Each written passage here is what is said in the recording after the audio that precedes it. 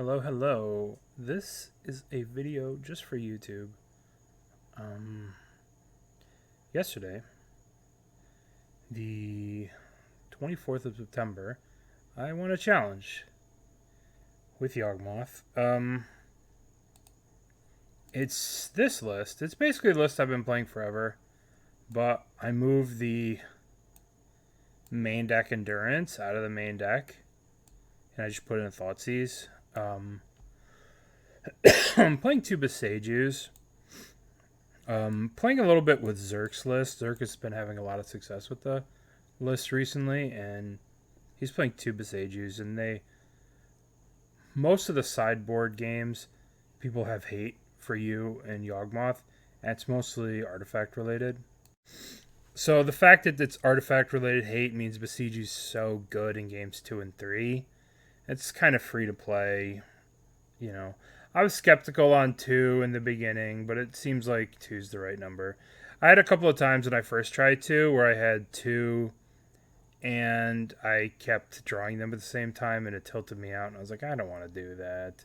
But I think the meta has changed in a way that most of the hate that's good against Yawgmoth, Pithing Needle, Grafdigger's Cage, Rest in Peace, Leyline of the Void, Leyline Binding, all these new cards. Well, they're not new, but like the meta has shifted to the point where like in games 2 and 3, Besaju is like one of your best weapons.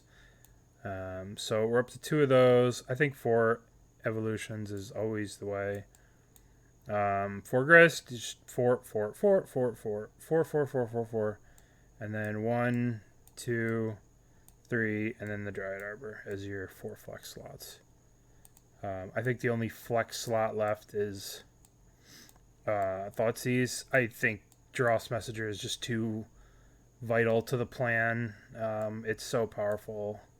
There are a lot of games where I just win because I have this card, and if I had a bad draw, I wouldn't just win. Like literally, the game just ends. You'll see it in the video. Now the big changes are the sideboard. First thing, I finally listened to Zerk and I split the endurances. Let me get my head out of the way here. I finally listened to Zerk and I split the endurances and the hearse. Unlicensed hearse is just crazy. This card is like scavenging ooze that you don't have to pay mana to. It's just really, really, really, really good. And it works in a way that Endurance doesn't, in that it perpetually, like, Endurance is good, and it's a beater, but Unlicensed Hearse is, like, more permanent control, if that makes sense. Like, you cast it, and then it just sits there, and it just polices the graveyard, and then it becomes this ridiculous threat that just kills people. And especially with Yawgmoth, where you have a bunch of, like, little dirtles that can crew it, it's kind of crazy. I should have been on this card a long time ago. My usual, I want to have access to someone just followed me. That's so funny. I'm not live, but someone just followed me. That's awesome. Anyway, I want to have access to 4 Thoughtseizes. I think that's important. Necromancias I think is important as well. I think I've moved the 3rd Besaju to the sideboard because, like, last week I played 3 main deck and I top 8'd, but I think that I want to put it in the sideboard. And then, like, I've usually just switch out the Misty for this. Because, like I said, there's so many games where, like, in games 2 and 3, people have so much hate against you. And you're just like, oh, well, I'll Besaju that. So, and I think 2 Force of Vigors. The Liberator, this is sort of the usual stuff, right? 2 Force of Vigors. I have the 1 Crime Punishment. Now, I was going to play a Shieldred in this spot with the Obstinate Baloth, but I didn't submit the right list in time. So, like, I had said, all right, I'm going to try a Shieldred, and then I was like, and I went and got one from the rental service, and then I came back and I had already submitted the deck to the tournament, and I forgot to switch it.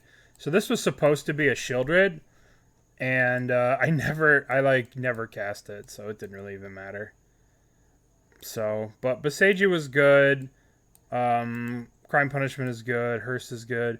I think Hearst is just so crazy. I might even want a third one of these. I might even want to just go 3 Hearsts and then no Endurances. I don't know. That might be too crazy. I don't know. But I was so very impressed with Hearst. It was, maybe it was just the matchups I had, but it was very good. And you'll see that in here in a little bit. But yeah, this is a list. It probably would have been cooler if this was a Shieldred. I never cast this card one time, and it was never in my hand. I did board it in, but I never cast it. So just the usual 4-ofs, and I don't think I would ever cut Messenger. I think it's too important. Blood Artist, obviously, and no nonsense cards like, you know, Essence Warden or Innkeeper, any of the things. Like Ren and 6 is still just the number. Public enemy number 1 is against this deck is Ren and 6, and I'm not, and Fury. Ren and 6 and Fury are just the public enemies number 1 of this deck, and if you're playing 1/1s that just don't help versus those decks, I don't really think that. Well, I don't want to be too negative about it, but I don't want to play 1/1s for 1 and 2-mana 1/1s in a format with Ren and 6 and Fury. Okay, so let's get started. And it's also like, Thoughtseize is not really a new thing for me, playing a Thoughtseize main. Like, here's a list from October 10th, almost exactly a year ago, where I was playing 1 Thoughtseize in the deck, and I won a challenge almost a year ago. Like 15 days off or whatever from a year ago. And I was playing 1 Thoughtseize. The whole list hasn't really changed much. Down 1 Blooming Marsh. Down 1 Rainforest. Up 2 Boseiju. And then down a Dross Messenger. Up a Grist. You know, down Veils. But we had to cut Scavenging Ooze, unfortunately. But, you know, this was a year ago. I won a challenge. And I was playing main deck Thoughtseizes. So whenever you're in doubt, the reason I did it for this was to combat Elementals, which was like the popular deck then. But there wasn't even any Elementals in the top 8. Ooh, mill. But this was a year ago, so let's not really worry too much about this meta. But anyway, so Thoughtseize is not really outside the realm of possibility to be mained. I mained it a year ago, and it was sweet. And here a year later, and we're still playing Thoughtseize, and it's really sweet. Okay, so let's get started. Let's take a look at round number 1. We're just going to go over everything, and we're going to talk about it. Would you like to play first? Obviously, we play first. What is P? That's really weird. There's a P there. Alright. So, this hand is not very exciting. It's good, though, but not very exciting. And our opponent mulled to 5, which is not great. For them. So, you know, just start off Dork. Let's see what our opponent does. Our opponent played this land, so there's only a couple of decks that play this. So they were probably playing Yawgmoth. So we just played this. There's an argument to not using this, right? Because we don't want to give them the triple black or whatever if they are Yawgmoth. But I didn't want to take a damage, and I wanted to maybe save this for a Dryad Arbor. We don't really have a lot going on in our hand, so we probably want to keep this for Dryad Arbor. And yeah, this does give them a triple black, but at the end of the day, not taking a damage, I think, is better than maybe stopping them from casting something. Maybe this was wrong, but I'd like to keep my life total as high as can be always. You know? So I don't want to take incremental random points of damage here. Because, like, I'm taking 1 off this, and next turn I'm probably playing Grist. You know? So, like, there's no point in me just taking 1 off this and then next turn playing this. You know, just put it in play. Even though it does give them the black, that's okay. You know, it's not a big deal. So we play the Blood Artist, attack them for 1. So they played a Forest and Stranglegeist. So we know it's now the mirror. So what do we do here? I'm pretty sure I just Grist here. I'm pretty sure. Pretty sure it's just land and then we grist. Yeah. Probably start trying to work up towards Yawgmoth Chord. You know, playing this and attacking them doesn't really progress our board. So. And no attacks. Because we want to block this thing, I guess. Protect this. Because we want to keep as many permanents on the battlefield, right? So we can get to the chord. So they, if I remember correctly, they cast a grist here. And they chose to kill our grist. Which was very rude, but, you know, whatever. Okay. So they sack it, they get pinged. I think they kill our grist, right? Yeah, they kill our grist. And they don't attack because they want to protect their grist. And what do we get to do here? So this is Yawgmoth right here. I'm pretty sure we just chord for Yawg. Get the Dryad Arbor first. Okay, because it, you know, chords for free.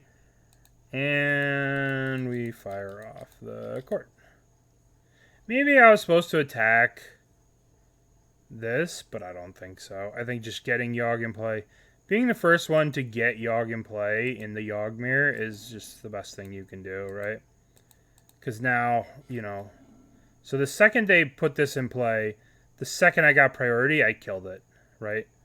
Just, I don't want to let them chord. I don't want to let them do anything. I don't want to let them plus and then chord. They should have plus this first, right? Smashbot should have gone plus, then play this, so that gives them more for the chord, right?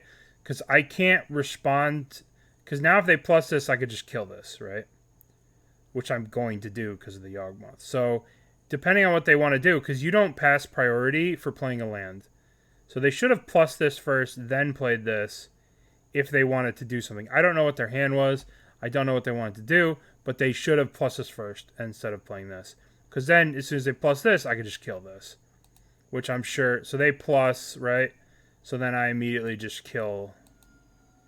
Just kill it. Immediately. Immediate death.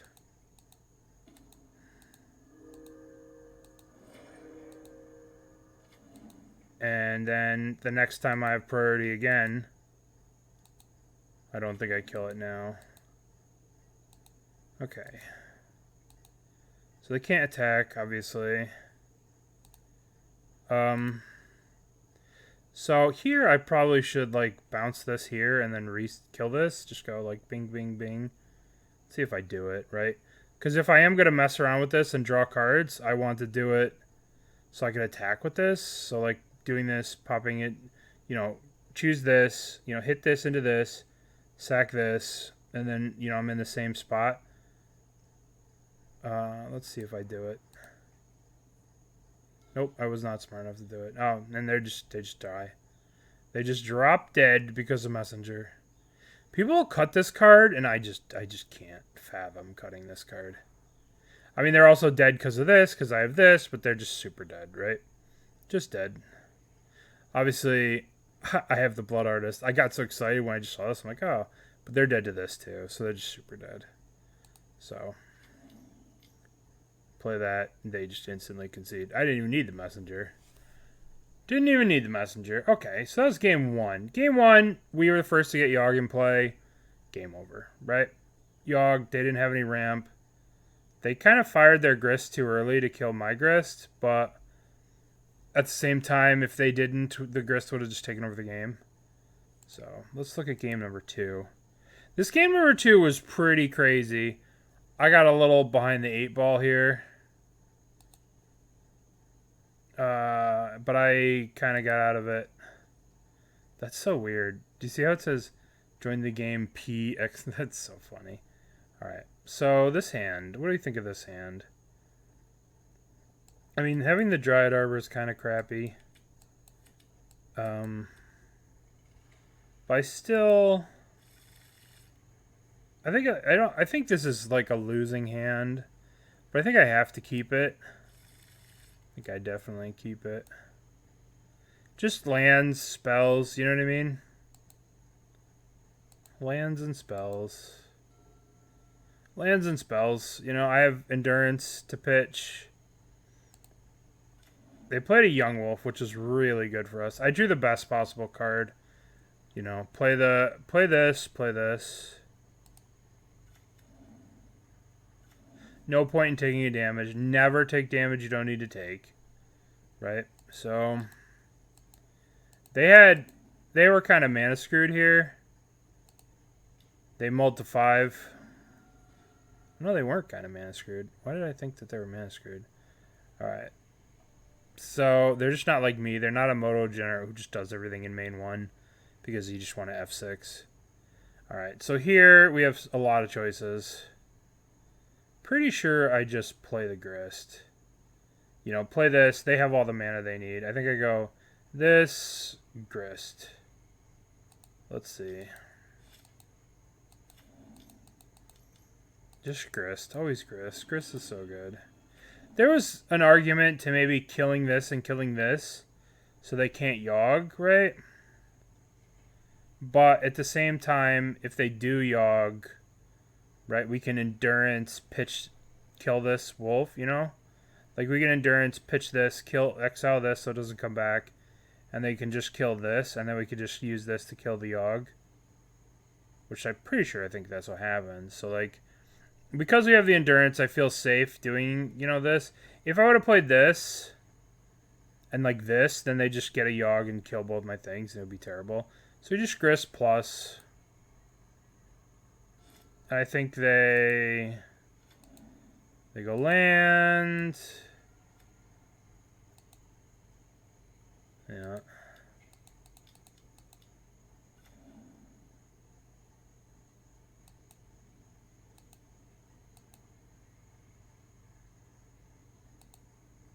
See, right here, last turn, if you notice our opponent played this land tapped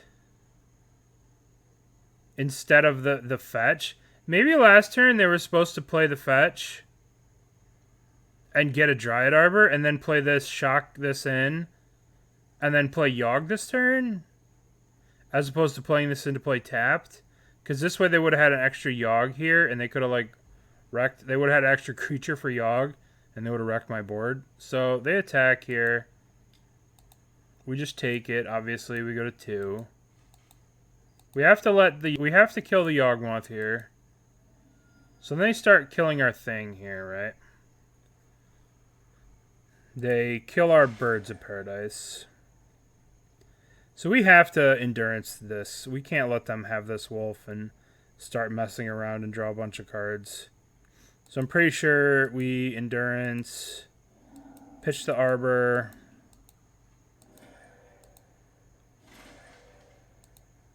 I don't know if that was worth it, but like it kind of slowed them down a little bit. So here we are again, where we have to just kill this Yawgmoth, sack this insect, kill the Yawgmoth. We have to play the ignoble and then just go shoot. Because if we just do it now, they'll just minus here, kill this, and it fizzles the ability. So we have to go land ignoble.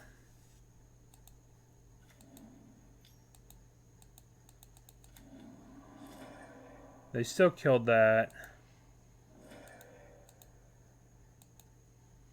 So now the board is at parity, but they've drawn a couple of cards and they had a Yawgmoth in play.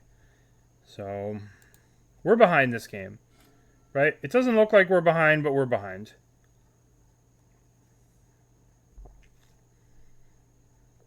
So let's see what they end up doing. They play a land.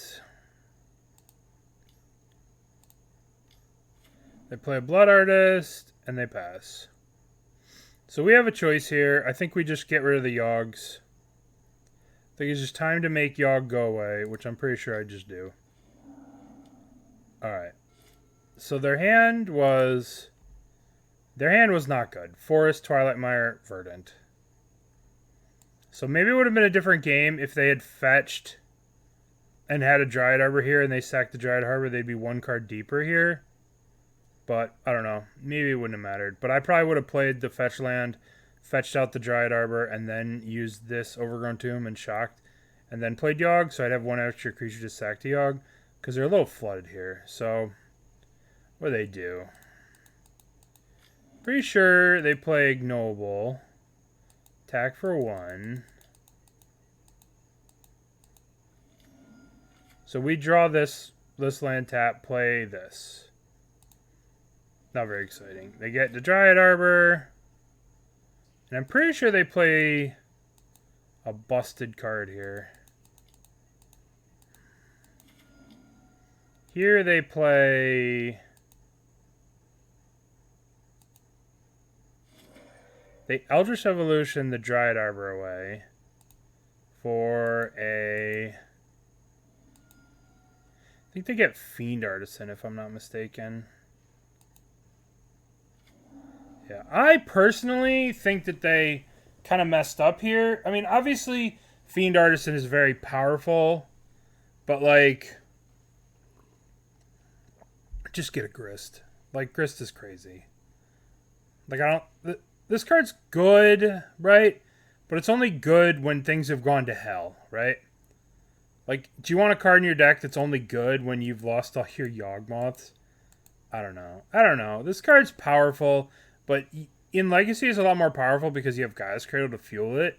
So they play this card. I've played this card in the past, and it actually cost me a trophy in the trophy race because I tried this card over in Endurance and then queued into Spike playing Reanimator, and I had a Fiend Artisan instead of an Endurance in game 1, and I cried myself to sleep that night as Spike beat me and took all the trophies. But anyway, I don't think this card is good in this deck. I think it's only good when your plan falls apart, and I think there are a lot of cards that could fit into that realm, like when your plan falls apart. And like what if, like, just getting a Grist here or something, like keeping my board clear, I don't know. Obviously this can get a Grist next turn, but, you know, I'm not big on this guy, especially because people attack the graveyard against Yawg, and you'll see that I end up killing this thing because I attacked the graveyard. Anyway, you'll see. But I'm not too sold on this, especially after seeing it here. It's just like there are a lot of cards that are really good on an empty board, you know? So I don't know that I want to play those cards and just be like, well, my plan's going to fall apart and I need this fallback plan. Well, that's what Grist is for. Grist is your fallback plan. You know, imagine if they just played a Grist this turn and they just started making guys, I couldn't play this Yawg, they just kill it. Right? But they got a Fiend Artisan. Instead of a Yawg, I would have sacked this and got a Grist and plussed, right? And then just sat here with a Grist and a Blood Artist and just sort of taken over the game. But instead they get Fiend Artisan. And the game continues. So we play the land. Now I have Yawg here. And obviously with the way Fiend Artisan works, we need to... so it's sacrifice another creature, search your library for a creature card X or less. So like we need to like kill their creatures. We are incentivized to kill their creatures. So they did play the Twilight Mire. So we play Yawg. And I'm like, alright, we gotta start killing this stuff. We don't want them to sack creatures to start doing stuff. So we shoot the Ignoble. I'm pretty sure I kill the Blood Artist right away. And I really need to draw another creature here to make sure this dies. I got lucky here. I drew a Blood Artist. And I play the Blood Artist. And I'm pretty sure I kill this, right? Because I don't want them to use this and get a Grist or something. So I just kill this thing. I drew birds, but I've already played all my lands, so we're done for the turn. So now they have a 5/5, which is pretty cool. But they're flooded out, so we got lucky that they flooded. So we drew another Yawgmoth, which isn't great. But we did draw birds. So we could play the birdies. I shot the birdies at this thing, right? And I was like, all right, I need to draw something. This was an amazing draw. Arguably the best draw I could have. So play that. And now I could have shot this thing again, but I wanted to block with it, right? Block and then do stuff. Because I'm at 5, so I can't really fuck around too much and like look for, I can't really be drawing too many cards. I choose not to attack in case they have a Stranglergeist. And they go like Stranglergeist attack. They go Stranglergeist, sack it, get another Stranglergeist with this. So I was like, no, let's just chill.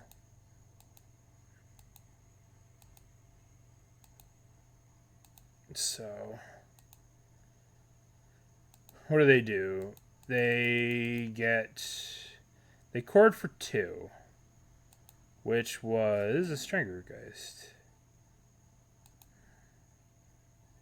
There is an argument maybe to shooting this thing during the upkeep.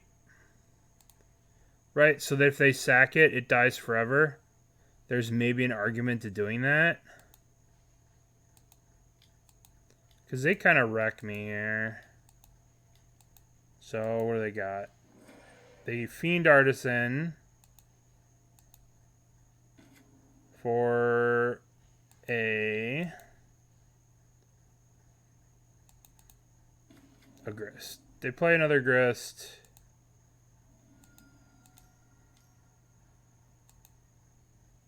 They play Wall of Roots.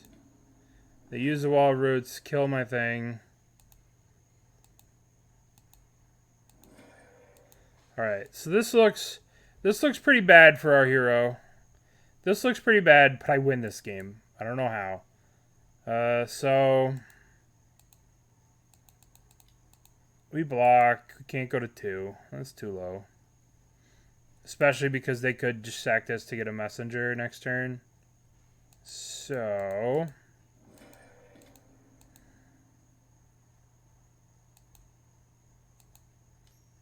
I think we have to draw, right? We need cards. We drew a chord. Oh shit. So I went through that too fast. But we drew Chord of Calling, we played a land, and then we chorded for an Endurance.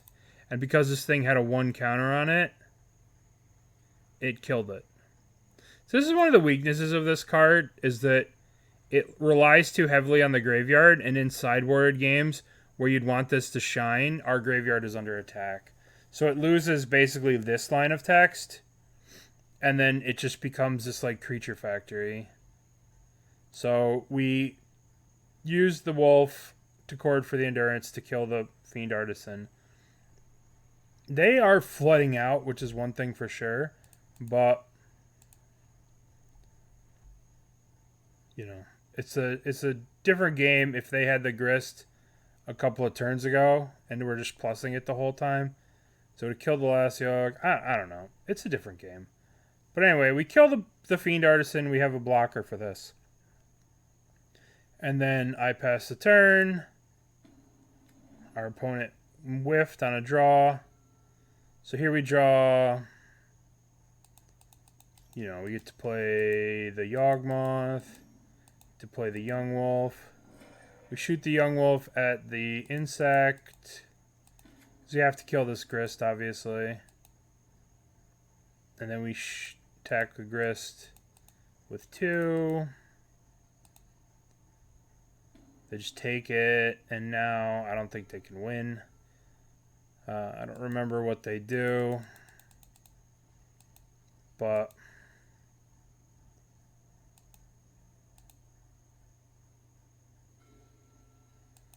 now I'm pretty sure we just go into like beatdown mode, where we just make a bunch of, proliferate a bunch of things. I didn't want to crack this and pay this and lose a life, right? Because we could, in theory die. Because we die to like Dross Messenger Evolution or something like that, or Dross Messenger plus Grist or something. Just there's ways that we could just drop dead. And I didn't want to just die if I could help it. Because I didn't want to play this and go to 3. I just wanted to keep my life total. Maybe I could have easily played this and been at 3. 3 is not much different than 4 now that I'm thinking about it. But it actually ended up saving me the game, I'm pretty sure. So I'm pretty sure they went and got... They, like, played a Blood Artist. They played, like, Endurance and Blood Artist or something.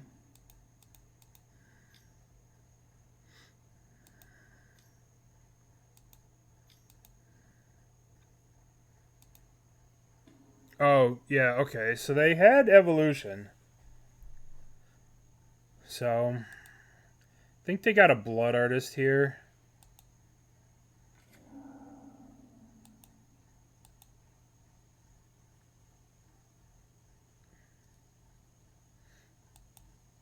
I'm pretty sure I go shoot this,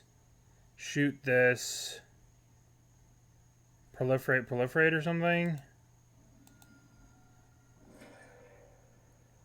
I kill the Blood Artist.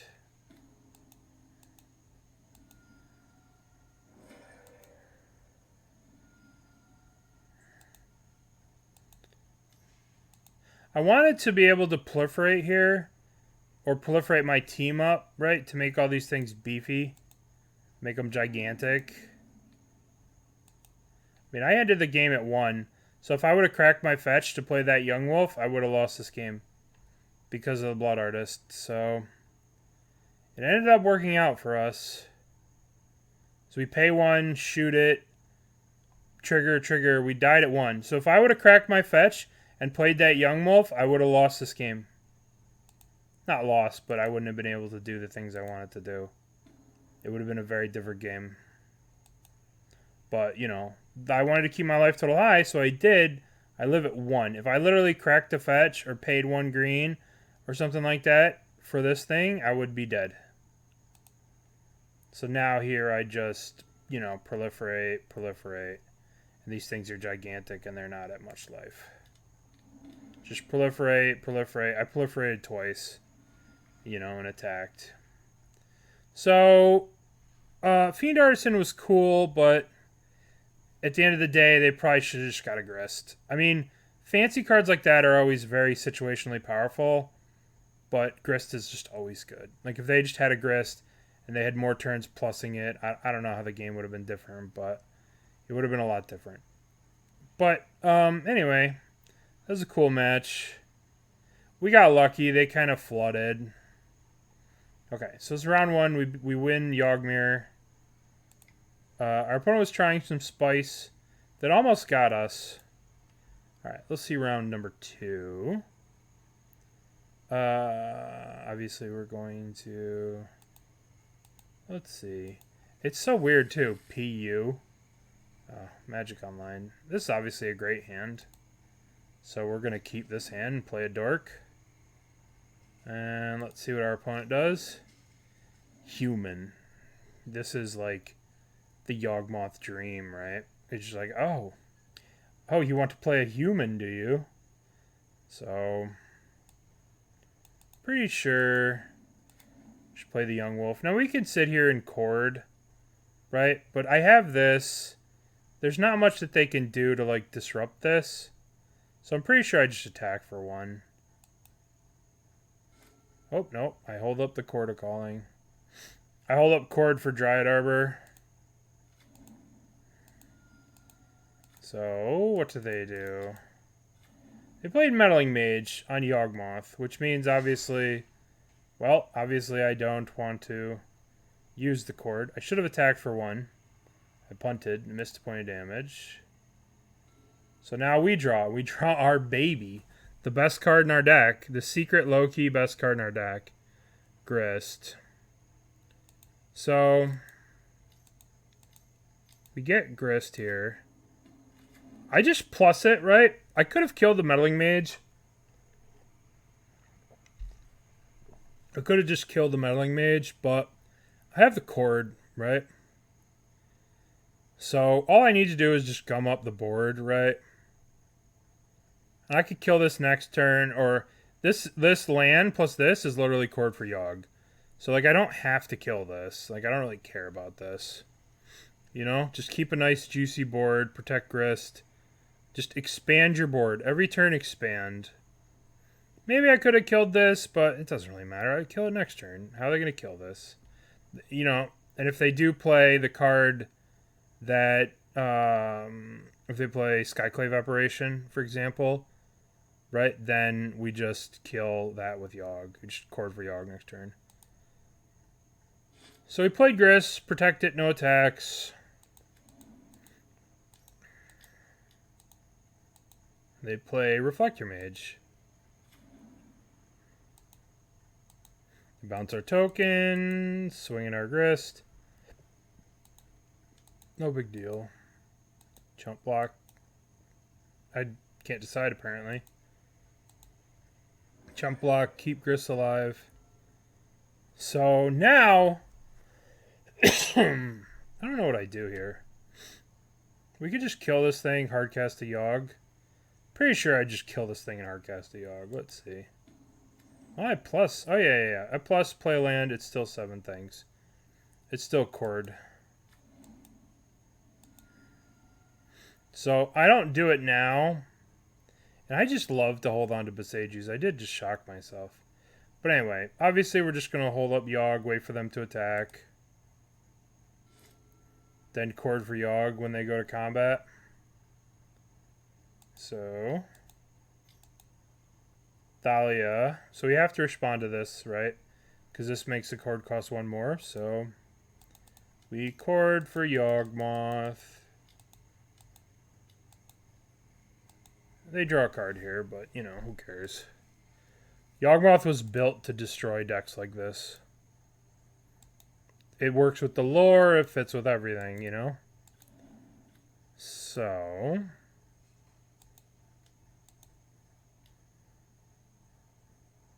Aether Vial. Obviously, now we can just destroy them.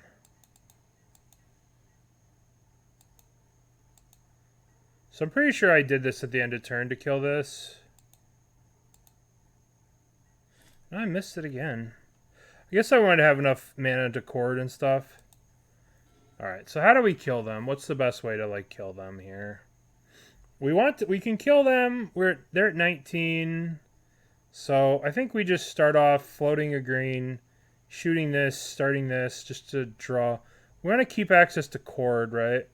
That's why I don't want to just sack this right away.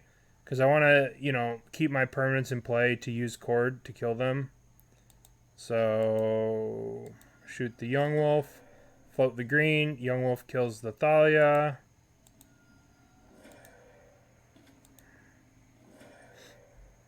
There's another Grist. Here, like, we can just shoot this and keep going. There's another Yawgmoth. We just start bouncing these, looking for a cord, and we just draw Blood Artist. And that's that. And then they concede. So, that was that game. So, round 1, game number 2.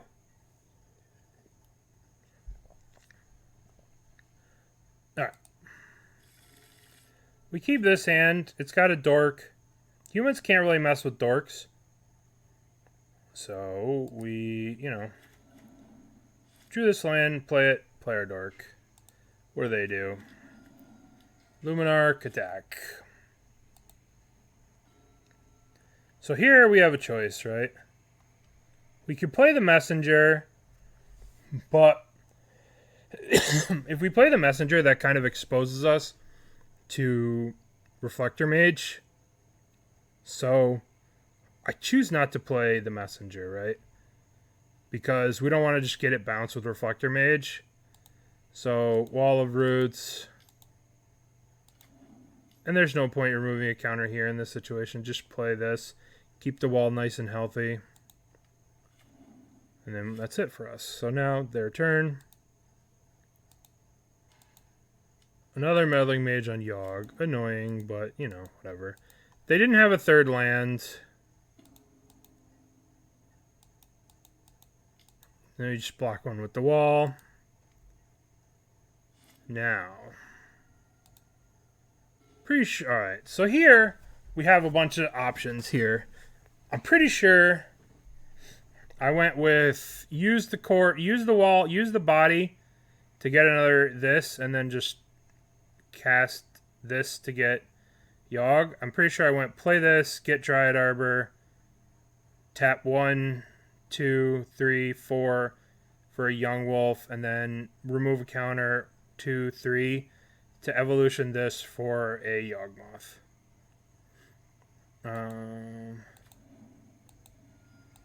Get as many creatures in play before Yawgmoth comes in play. Now we have the Yawgmoth. Now we remove a counter, 2, 3, evolution this, get Yawg. Yup.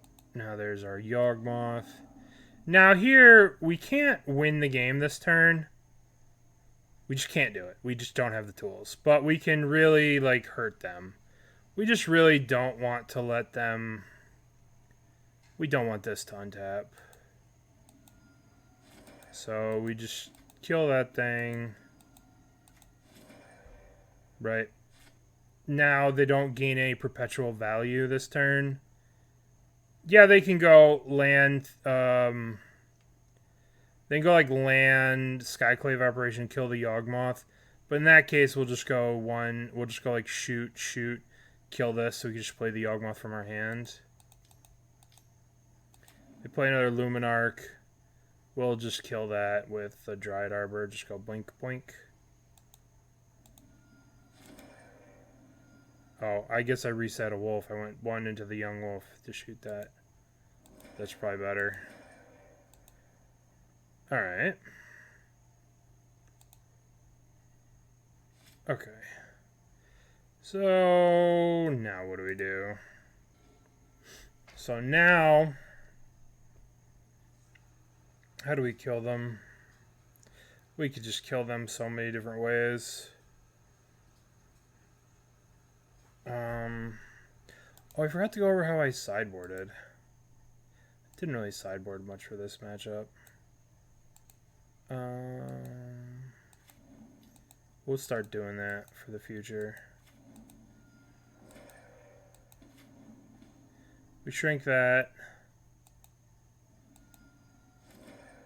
And then now we just play this land, evolution. I don't know what I'm doing. I'm just messing around now. Oh no, I already made a land drop.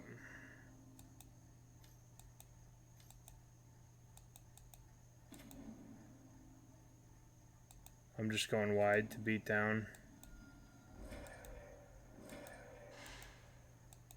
Yeah. Just smacking them. You don't need to win all the time. You could just like smack people in the face. You know, what are they going to do with 2 mana? How can they come back from this? And I think they just conceded. Forgot to do the sideboarding. I'll do the sideboarding in the rest of these. So that was... We go to round number 3. Playing its top dollar. So this was an interesting match. This was a very interesting match. This hand is okay.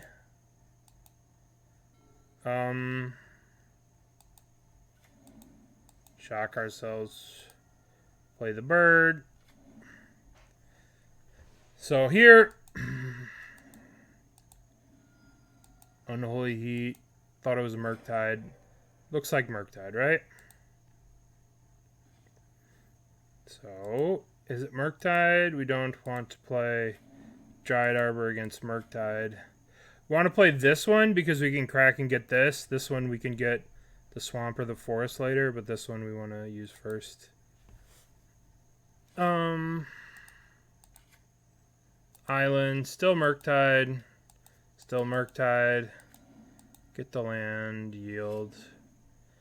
Now we drew a Chord of Calling. No, actually we drew the forest and I played the forest. Now we have some choices. I'm pretty sure I just evolution for Grist, I think.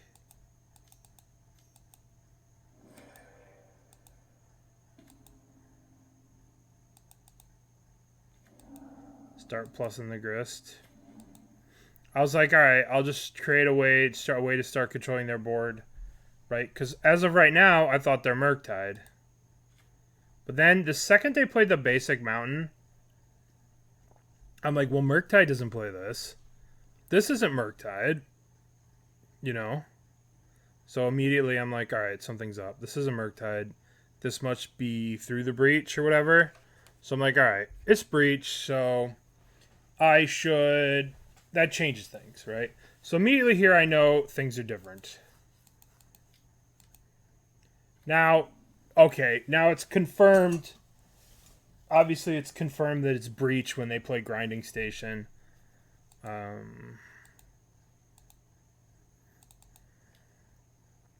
They kill our Yawgmoth. They killed our Yawgmoth, they looted away a land, and then they hit Grist. Okay, so now we drew Yawg, which is obviously the best possible draw on the deck.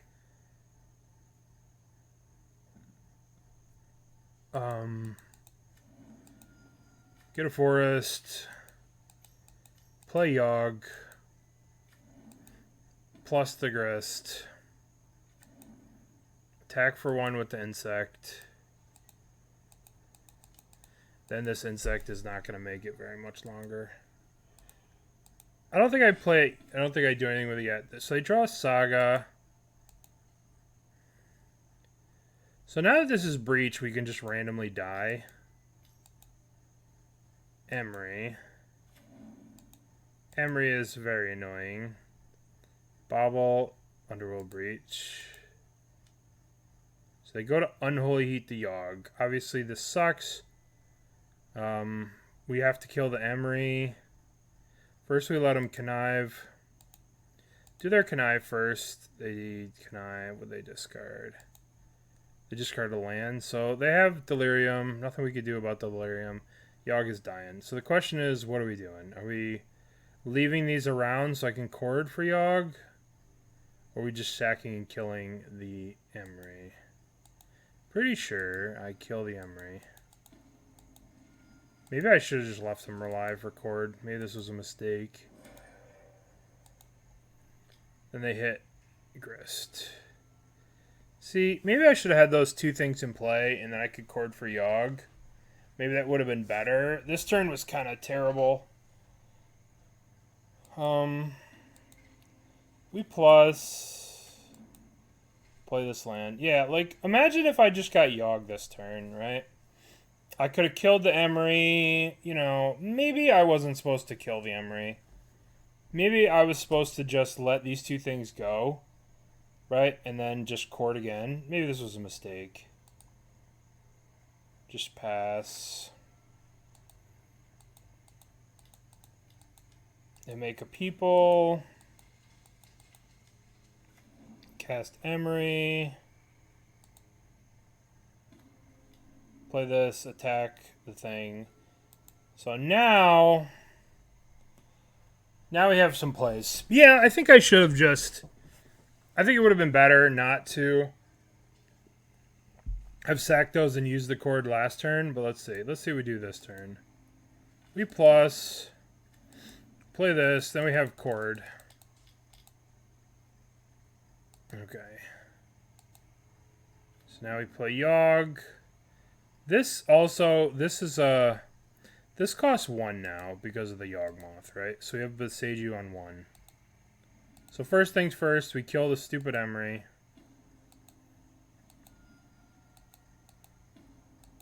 And then we pass the turn. It's kind of amazing that this Legislator is still a 1/3, but they've been looting away so many lands. Okay, so now they make a Saga token. I think I played this game very badly, if I recall. So I get a Springleaf Drum, which is fine.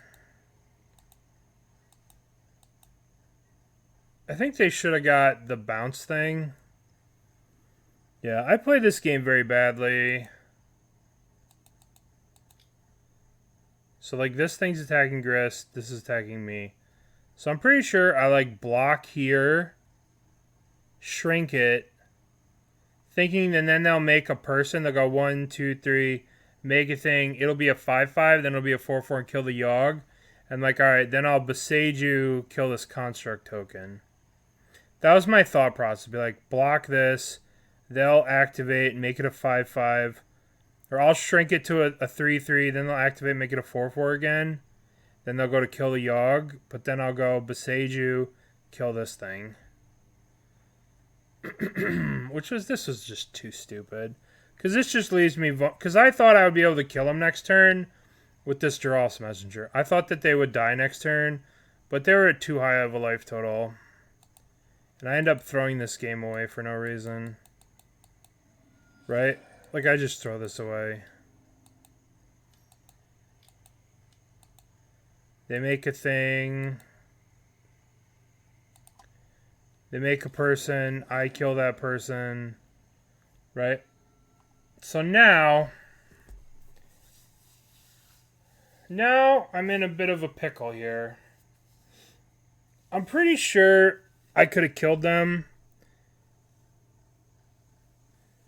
So the problem is, okay, so they would die if I had a black mana here.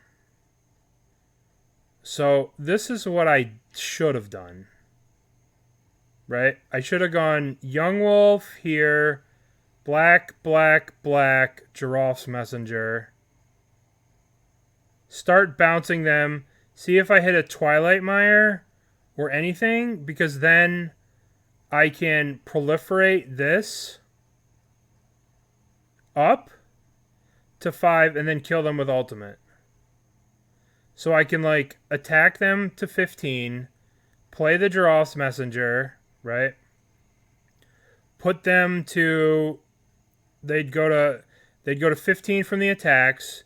Then I play the Giralf's Messenger, which put them at 13, right? Then I could bounce then I could play the Yawgmoth, right? So I go play Yawgmoth, play this, play these two, right? Then I bounce them back and forth until all I do is hit another black source. These only fetch 1, 2, 3, 4. This can only fetch a forest. So any black source like Urborg or Twilight Mire, which are the only ones. Maybe this wasn't a good idea. So I end up just playing this land, which was the wrong thing to do. Because as soon as I played this land, it meant I couldn't kill them like that. So I think the thing to do was play this, draw 9 cards, right? Look for the other black source. In 9 cards, I'll probably hit one of... So at that point, we were looking for... At that point, we were looking for this or these two. So in 9 cards... In 9 cards, we probably would have hit one of these. Or a Peatland. So we could have done a Peatland too, right? So I think the play was not to play this land. And then go Yawgmoth, Giralf's Messenger. Or start with Giralf's Messenger. Shoot the Giralf's Messenger at this Sludge Shredder. Right? And then start drawing cards. Because if I draw one of 5 red sources in the deck, black sources in the deck, I can then go proliferate the Yawgmoth. This goes to 5. Discard another Yawgmoth, which would be 6 creatures in the graveyard. Then sack this, so that's 7 creatures in the graveyard, which is 10 damage, plus an attack, plus Giralf's Messenger, plus Yawgmoth bouncing. But I didn't do that. I played this land randomly. So this game I threw away. They're literally dead. I'll have 9 draw steps to draw a black source, but instead I threw away this game. So this is very important that I threw away this game. I lost this game. I play the Young Wolf. I'm like not sure what to do. I play the Young Wolf. And then I play the Giraffe's Messenger. This was very stupid. This was just all very stupid. Right? I should have done this. And I should have left up the green. Like I was just off my rocker this game. Like this game was played so badly. Like number one, tap this black for this and leave the duel. Like that's just the most basic shit. But I'm just so fucking tunnel visioned on I'm gonna proliferate with this. Like this was a mistake. Like look at this. This is embarrassing. This is what part of the reason I watch this replay is because I'm trying to legitimately learn off the mistakes that I made. Like this is a mistake. This whole turn was a mistake. Everything about this mistake, this game was a mistake. And this game, I punted this game. I just took the win and I got rid of it. So anyway, this should have been tapped. Like obviously you tap this for this, then you tap this, this, and this for this. Hold up the duel, right? And don't play this land. So we play this. Then I start shrinking their stuff. And I just go back and forth here. With no plan. There's no reason to be doing this. I was trying to draw... I don't know what I was trying to draw because the forest was here in the graveyard. So this land couldn't be cracked. So the fact that I played it just lost me the game. So I stop here. Then we sack this to kill this.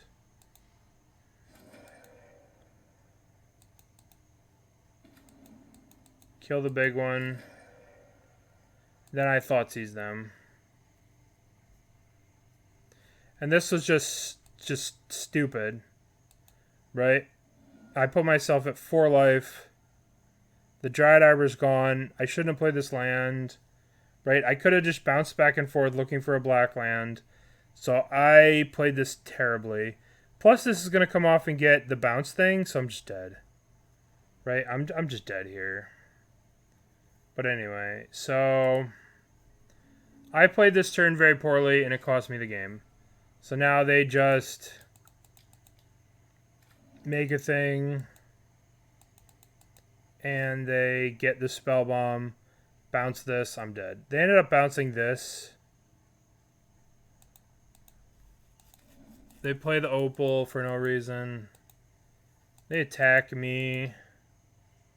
I was so tilted here, I was not even seeing straight. They bounced this, right? Which was just terrible. Right? I should have just sacked this, reset this, blocked here, right? Blocked, shot one of these, and then I would have this entire turn to like rethink this, right? Sack this into this, block, shoot this. Now we have an entire turn, right? I was so tilted, I thought they would bounce my Yawgmoth, but they hit this, which was stupid. Right? So I should have gone sack this, sack this, sack this, sack that, shoot this, right? And then just blocked. This was foolish. I did this wrong. This was very wrong. We would have lost our entire board and been looking at no board versus these 3 nonsense things. But we would still have had another turn, even at this point. But anyway, I concede out of tilt. Don't ever play like this.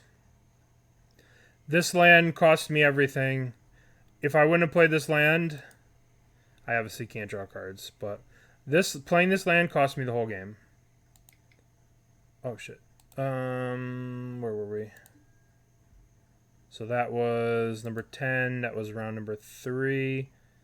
So now, against this deck, right, we sideboarded out the Thoughtseize. We sideboarded out the Misty. We sideboarded out a Wall of Roots, Stranglerootgeist.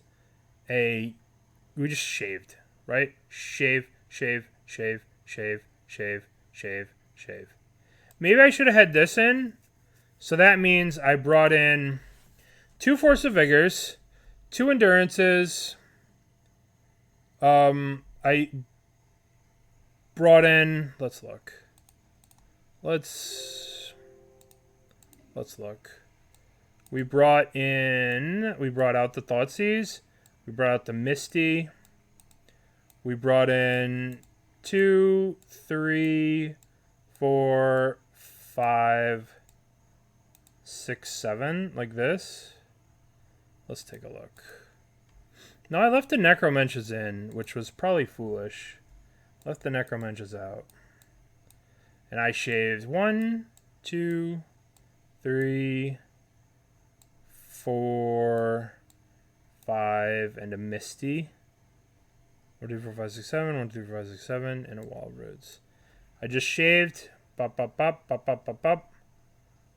4, 8. 1, 2, 3, 4, 5, 6, 7, 8. 1, 2, 3, 4, 5, 6, 7, 8.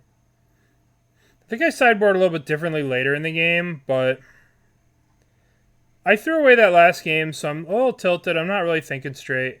This should probably have been in, and so should like one of these. But that's okay. Or maybe 2. Anyway, we did this for this. This is how we boarded here. So let's see. This hand's obviously good. We have the Hearst, which is like the most important thing. Hearst is the graveyard police, so we don't just die to random nonsense.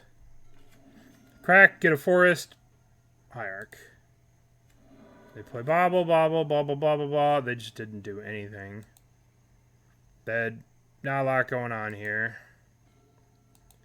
So we play Wall of Roots. We play Hearst. And we start eating. Hearst starts policing. The Hearst starts policing the graveyard. So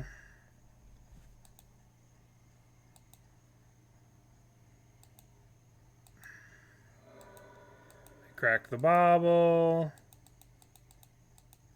No point needing anything now. Emery. See these 2 grinding stations right here? The fact that we didn't eat these 2 bobbles probably really helped us this game. So they play a bobble. So here's Hearst just eating the graveyard. So we take the 2 grinding stations out, right? Those are part of the combo. The deck only generally plays 3. Get them out of here. Get those grinding stations out of this game. So that was obviously a very good draw.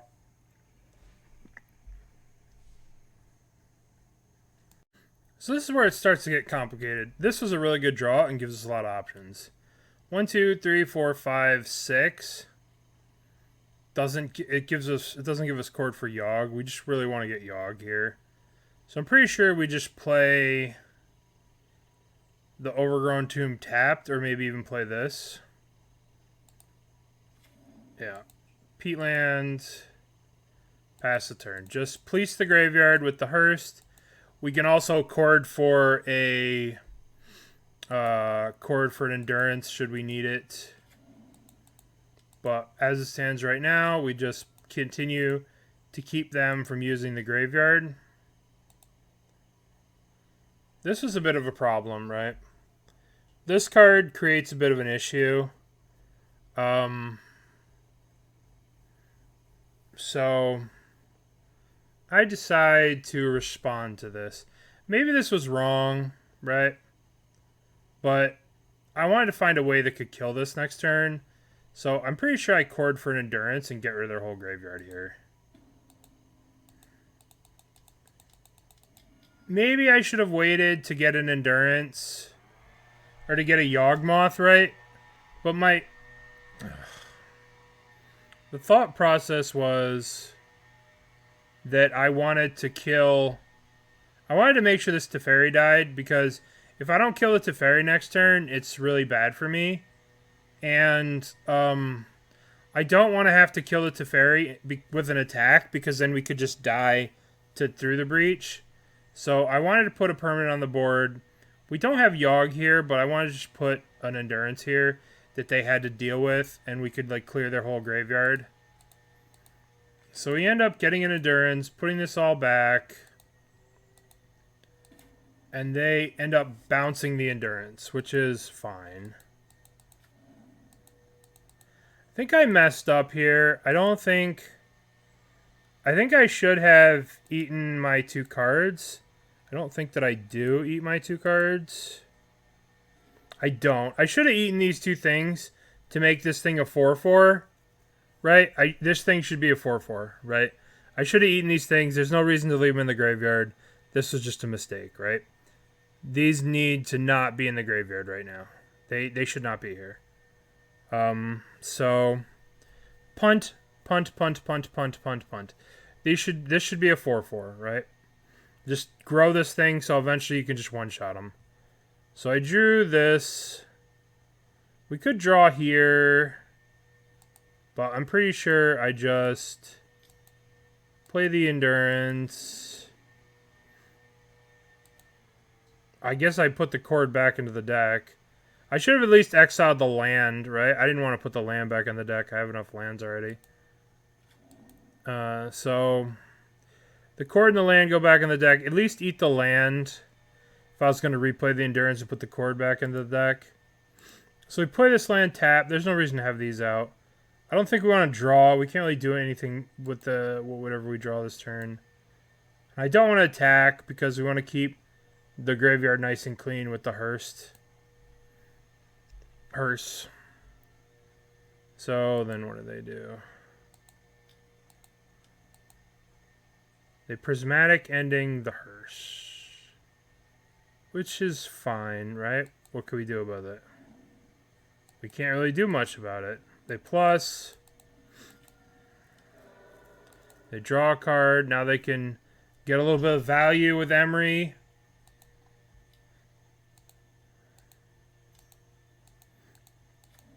So fancy.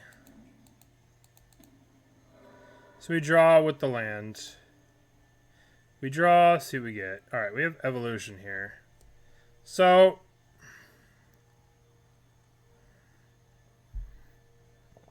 this is an interesting spot. So I'm pretty sure, I don't know what I'm supposed to do here. Pretty sure I swing the endurance at the Teferi. I think that's my only plan. Endurance swings at Teferi. I play this land. I don't know why. So we swing the endurance at Teferi.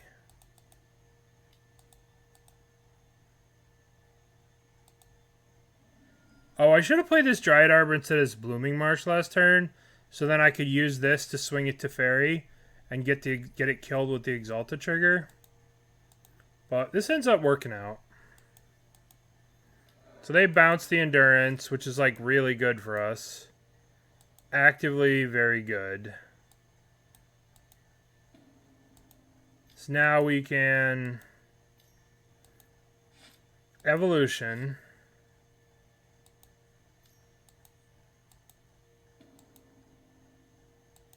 Get a Yawg. Shoot that.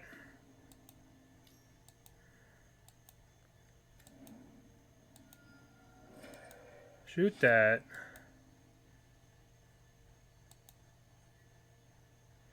So this turn was just kind of played badly. I don't know. We got very lucky this turn that we didn't die. We could have very easily died this turn. We did exile 2 grinding stations. So we got pretty lucky.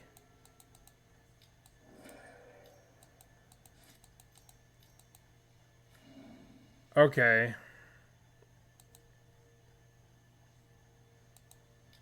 So they just went for like a value living at breach. Because we had exiled the 2 grinding stations, they couldn't kill us. So they just get back Emery, kill our thing, blah, blah, blah, blah, blah. Somehow I won this game. I don't remember how. But played an endurance. Went to shuffle all these cards back in. I want to get the Yawg back in the deck. And they crypted us.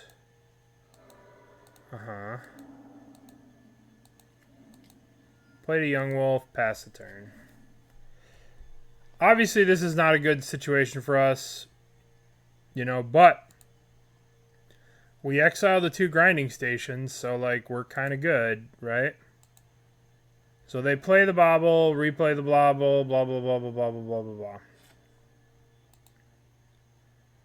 They do their little Emery derping around. So first thing we do is draw. We draw Blood Artist. I play the Blood Artist. No. I play the Blood Artist when I eventually get there. Nope, I don't. I attack Teferi. They unsummon. I don't know why they did that. They just were so focused on this card. They just let me get rid of this whole graveyard, which is like, okay, I'll take that. So then I just, you know, replay the Endurance. If I would have played the Blood Artist pre-combat and then wouldn't have been able to play the Endurance, I would have been in a lot worse spot here. So then we got rid of all their Emery stuff. So what do? They play Thassa's Oracle. This is important that they played this Thassa's Oracle. So we then attack Teferi. They kill that. They have an Unholy Heat on this artist. Which, I don't know why they did that, but they did it. Yawgmoth comes back. I play the land. I pass the turn. So they play Iteration. They play Saga. They plus. They don't really do anything. We drew Beseiju, which was this. I went back and forth here, right? Now we go after that stupid Teferi again, still. Full send it Teferi. Just want to get him off the board. But I punted here, right? I punted very, very badly.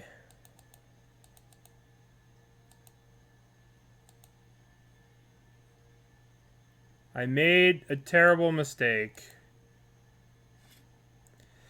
So right here we have the Beseiju, right? And it's their upkeep. So I'm like, I don't want to deal with the Saga tokens, right? So I punted the last game. So they punted this game.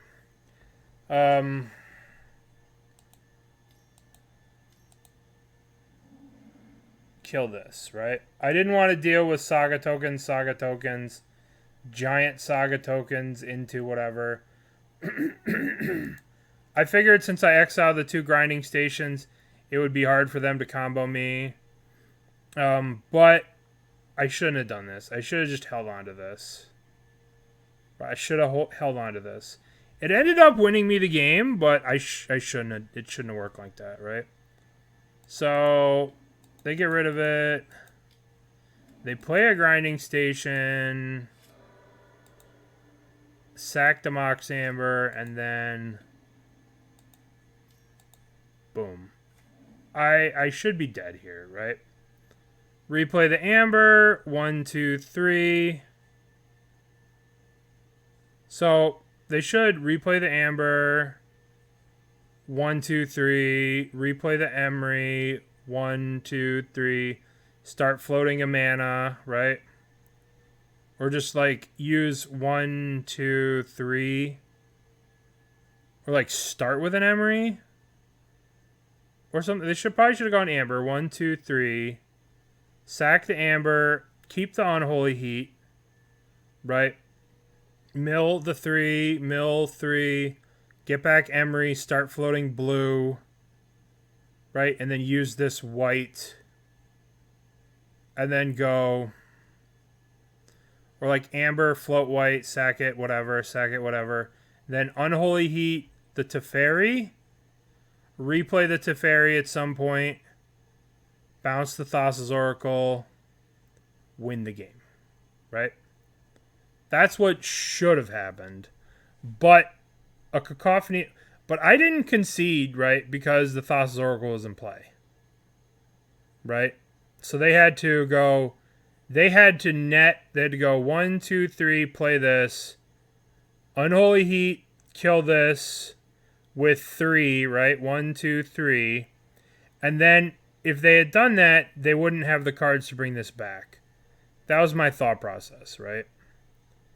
So my thought process was they don't have the cards, so I was like, all right, I'm just going to let them play it out, right?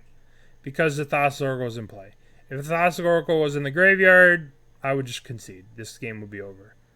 But it was in play or in their hand or something. So we gave them the opportunity here to make a mistake, which they did. So they start bouncing. They start sacking. At this point, they should be bringing back the Emery, because the Emery nets them 4 cards, or they can just Unholy Heat the Teferi, replay the Teferi, bounce this, right? They didn't even need to mess around with Emery, to be honest. Just Unholy Heat this, keep bouncing, make a bunch of mana, then replay this, bounce this, But don't have the last card in your deck. When you bounce it, don't have no cards in the deck, because then you'll die to drawing. But anyway, they start messing around here. I'm just going to make it... we'll just do it. So they start messing around. Right? They start messing around. They just keep doing their combo. They have a bunch of mana, right? They even had the white mana floating. But they fuck up pretty badly here. And the other thing is this puts them down. Look at their clock, right?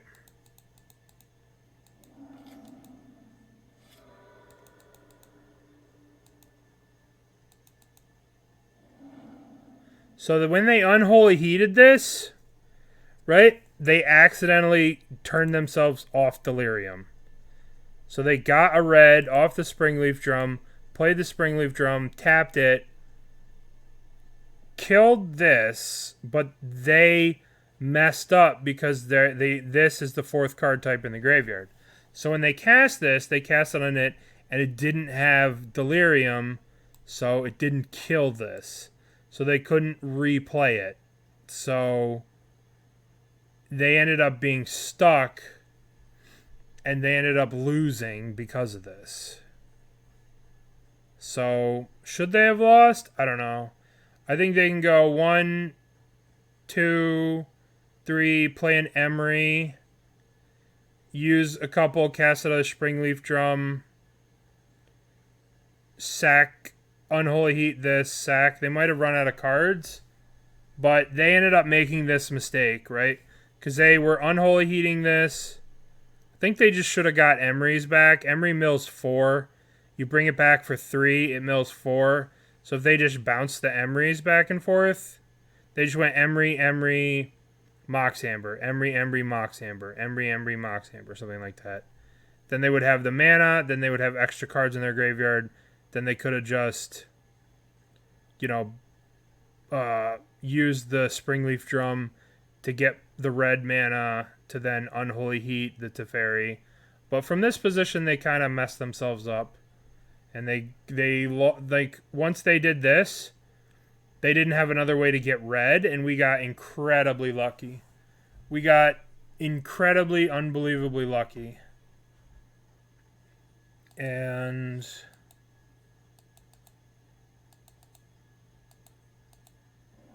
then they played the other Springleaf Drum. But then the problem is then they don't have the mana to make the red.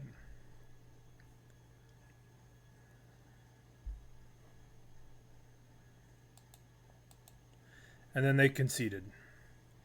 We probably deserved to have lost this game. But at the same time, we could have played the game a little bit better. And if I just would have saved the Boseiju, they would have done everything that they would have done.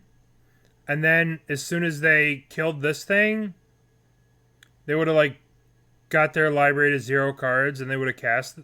Then as soon as they got their library to 0 cards, I would have Boseiju'd the Underworld Breach, and they probably would have lost that way. So I should have held on to this, right? I should have held on to this. And then let them do their whole business and then Besaju'd this when they had 0 cards in their library and just killed them.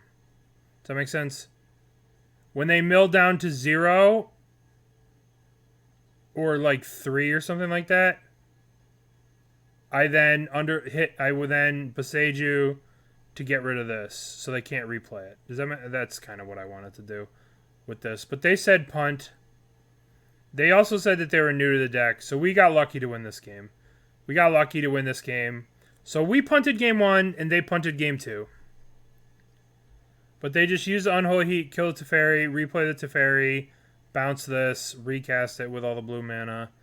Just make sure you don't have 1 card left in your library when you do this. You don't have 0 cards left when you bounce it, and then you would have been fine. Okay, so now we are on to round number 3, game number 3. So at this point, right, they have 3 minutes left. Which is one of the downsides of playing against this deck online, is that their combo takes like 5 minutes. So obviously this hand isn't great, but they have 3 minutes to kill us. So we keep it. They just land Shadow Sphere.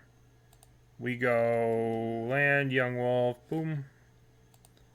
They go Ledger Shredder. We go Wall of Roots Birdie. They do get a Connive here, which is not great, but whatever. We just need to progress our board, you know. You know how it is. So here, they choose not to, like, just make people. They make birdies. But I get it, because they're low on time, right? So, did we sideboard any different? No, same sideboarding it looks like. So they Unholy Heat our birdie, and I'm like, well, that's not nice. So I let them do the thing. Let them get their Connives in. Yep. And I said, all right. We're going to Chord for replacement because we need to be able to cast Yawgmoth next turn. Right? So, Chord for a 1. Chord for another birdie, I think, so we can chump this. So we get another birds. Take the 3. Now we have Yawgmoth. Now we could have maybe evolutioned here to get Yawgmoth, but I ended up paying full retail for Yawgmoth, I'm pretty sure. Maybe it was better to evolution this and then have 1 mana and then like sack this, get another land, and then try and use the 1 mana, 2 mana to play this, and then try and kill them. But we had the 2 Yawgs in our hand, so I didn't do that. We started shrinking these things, made our land drop, and we passed. So now you know that this is getting, whatever. This is going to get... I proliferated here, I'm pretty sure. I wanted to proliferate this up, right? I wanted to force them to do this now. I did this during the upkeep, so they wouldn't have the 1 colorless mana, right? If they choose to not make this, they lose the mana. I wanted to do it now. Right? And I didn't want to proliferate this up. I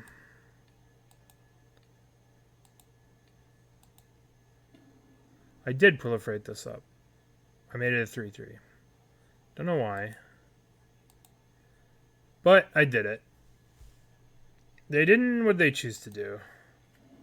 Of course, they got the Pithing Needle. And they missed out on 1 mana on their main phase, right?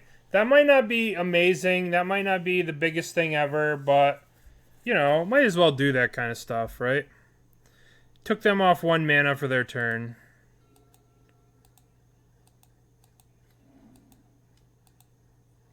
They equip. They attack. I got a 9. So we drew Grist, which is the best draw. But I wasn't sure what to do here.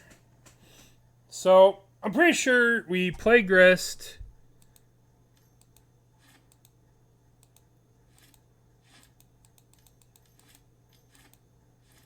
I'm just confused as to what to do. We play Grist. Now we have to kill these things. We have to kill one of them, right? So then we shoot the wall, kill the thing, attack for 5.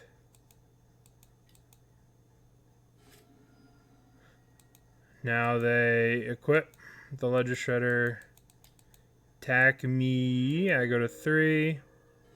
Now I can't proliferate because of this. I can Eldritch Evolution for the thing that kills artifacts and then proliferate, but I don't have the mana for that. And I'm only at 3 life, so I'm pretty sure I just Eldritch for another Grist and just kill this thing. Got double Grist here, which was pretty sick.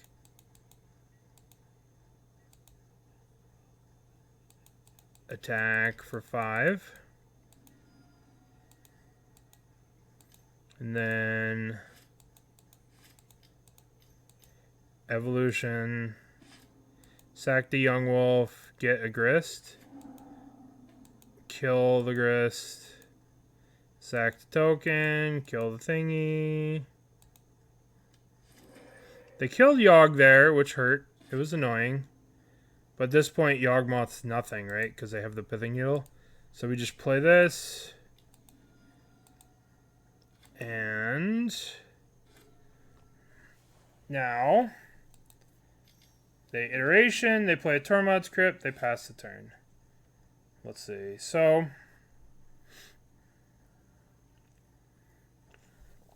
we plus our Grist. Draw a card. Strangleroot. Birdie. Attack. They don't have enough time to combo kill us because they only have a minute left. So we play Shredder. Play that. Play that. So we just play play Blood Artist. Kill the Shredder.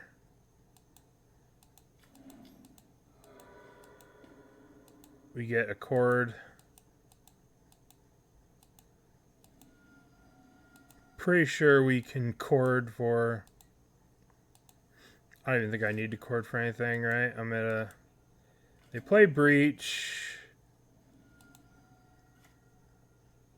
They could probably have killed us here if they had more time. But 38 seconds here. This was probably lethal, but we probably would have played a little bit different. I would have held up this Chord holding up Endurance. Right? But we did not play different. They played a Shredder. He did that. Ping them.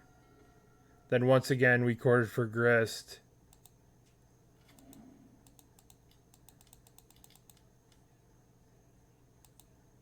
Got a Grist. Killed this. Killed that. I think we actually sacked this to kill that. Then attack for 3 with this. And then they said GG's.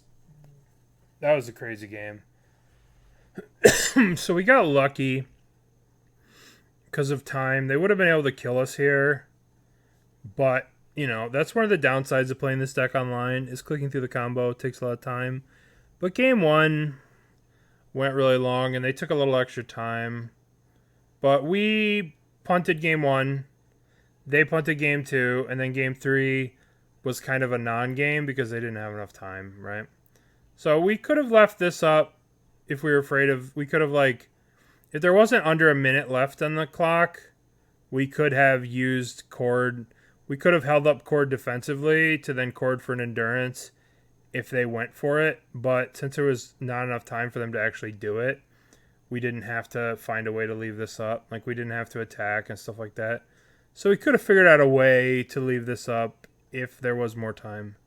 But, you know, when you're playing with a chess clock, you play with a chess clock, and that's just the way it is. Okay. Round 4. So killer sheep.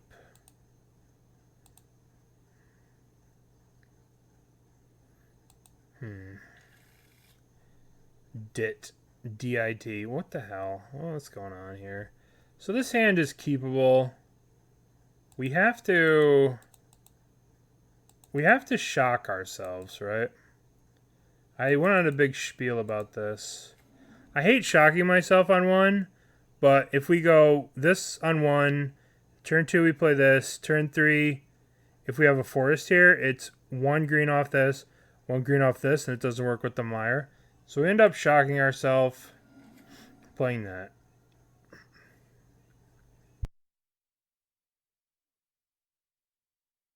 So our opponent plays a land.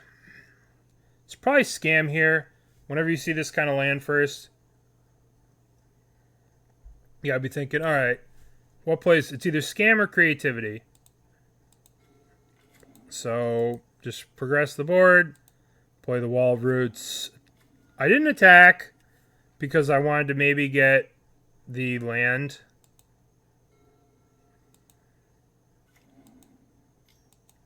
All right, it's scam. So we learn it's scam. So we go chord for 0. Get the Dryad Arbor. Now, pretty sure we kill this thing. Grist. Sack the Dryad Arbor. Kill the Voidwalker. This is kind of very vulnerable to a Fury. They just didn't have anything this game. We got lucky. Another Voidwalker. They bolted the Grist. So here we are in trouble. Maybe I was supposed to throw the Yawgmoth away to kill this. To kill the other Voidwalker instead of the land. So now I could just replay the Yawg or use one of these. We didn't. We play the Dross Messenger. We're just stone dead to a Fury, but they mulligan. They don't have much going on. Play Ragavan, attack me, no big deal. So I can use one, cast the Ignoble. So this is 1, 2, 3, 4, 5, 6, which next turn turns into 1, 2, 3, 4, 5, 6, 7. So we just pass. And they attack us with Ragavan. They don't attack us with anything. Which is a little weird.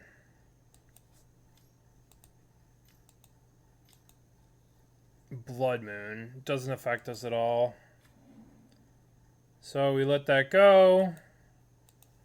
And then we chord for Yawg.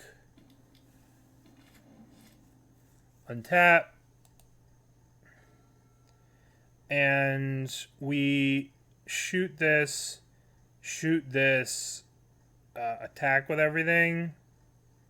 Then they'll take at minimum the shoot, right? And then attack. And then we can bounce these two and kill them. I'm pretty sure that's what happens. Shoot that. Play the birdie.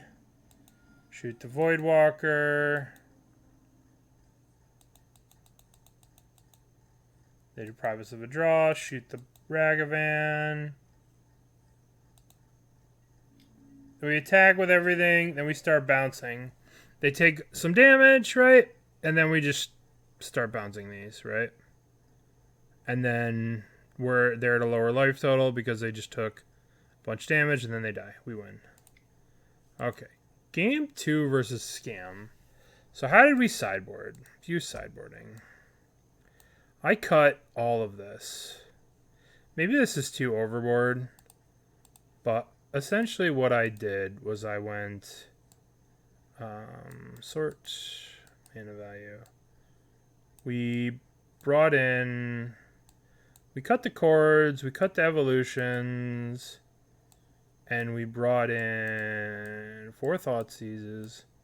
Pretty sure this is how I sideboarded. Cut this in 1, 2, 3, 4. I think I brought in these 10 and brought out these or something like that. I think this is how I boarded. Let's take a look.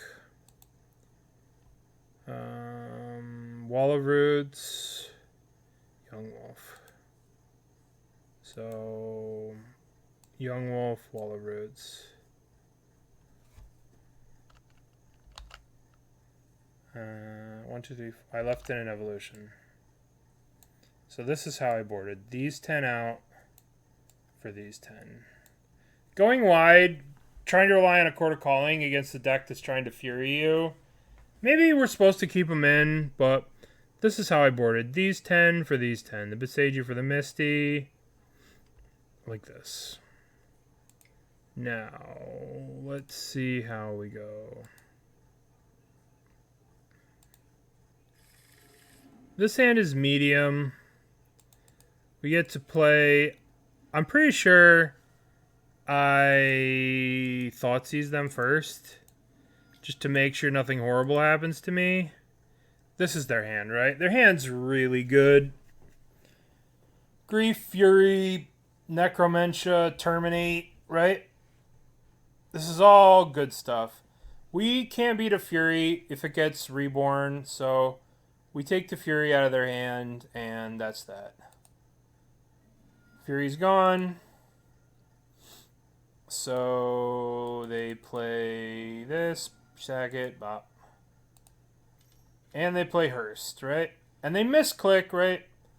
They misclicked here. They should have eaten both of these, right? They should have eaten both of these.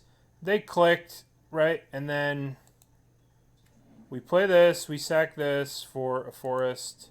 See, they said oops, right? They meant to eat those two. So this thing should be a 4/4. So now we play birdie, birdie, pass. So they Thoughtseize us, take our Yawgmoth, and they grief us, take our Stranglerootgeist. Right, so they pitched the Necro, they went grief, pitch Necro, so they still have a Terminate plus 1 unknown. So we draw, play the forest, play the birdie, and we send in an attack. Because, you know, why not? They know our hand. We can have a little fun. So they eat 2 things here.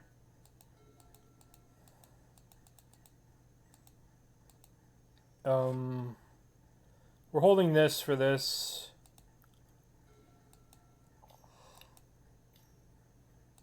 We drew the Wall of Roots. Not the best draw, obviously. We know they still have the Terminate, right? So I attack with the birds again. They eat 2 more things. They play another Hearst. I draw a Stranglerootgeist. I attack with the Stranglerootgeist. So they're just eating everything in my graveyard. So here's where it gets a little weird. They just pass. I draw another Besage here. So now, like, I attack with this, right? I know they have the Terminate.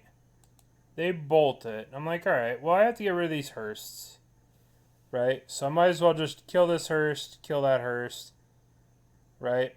Obviously, it ramps them. They're already stuck, but, like, I don't know.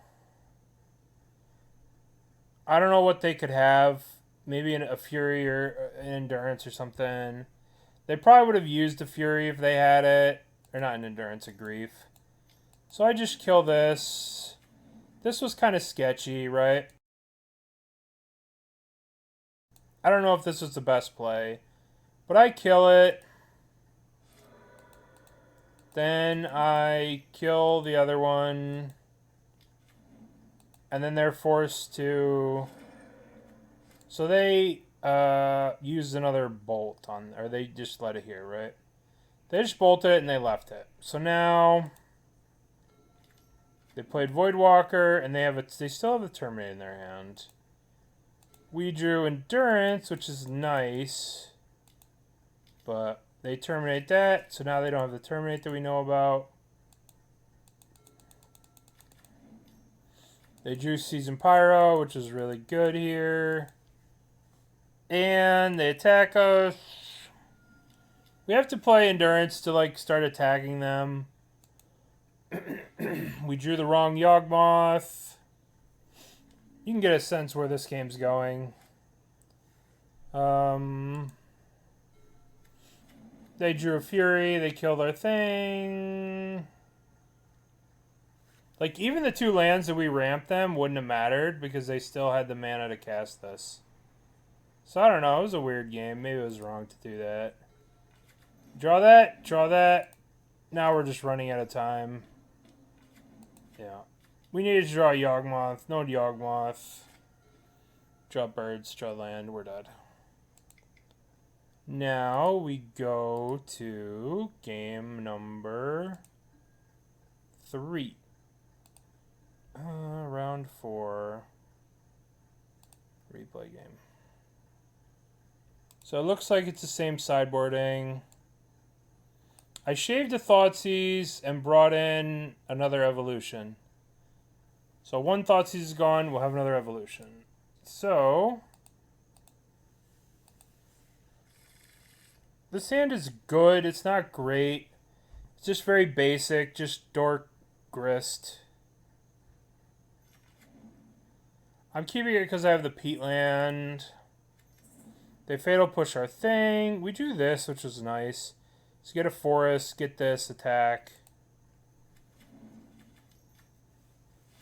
They draw. What do they draw? They just played a tap land. I was like in heaven. This is a thing with Scam, is that sometimes they come out of the gate so strong, and other times they just sort of do nothing. So we play a Grist plus attack, right? This is like when the deck starts getting scary, when they can do like all kinds of weird undying plays and stuff like that. They just play Voidwalker and pass. So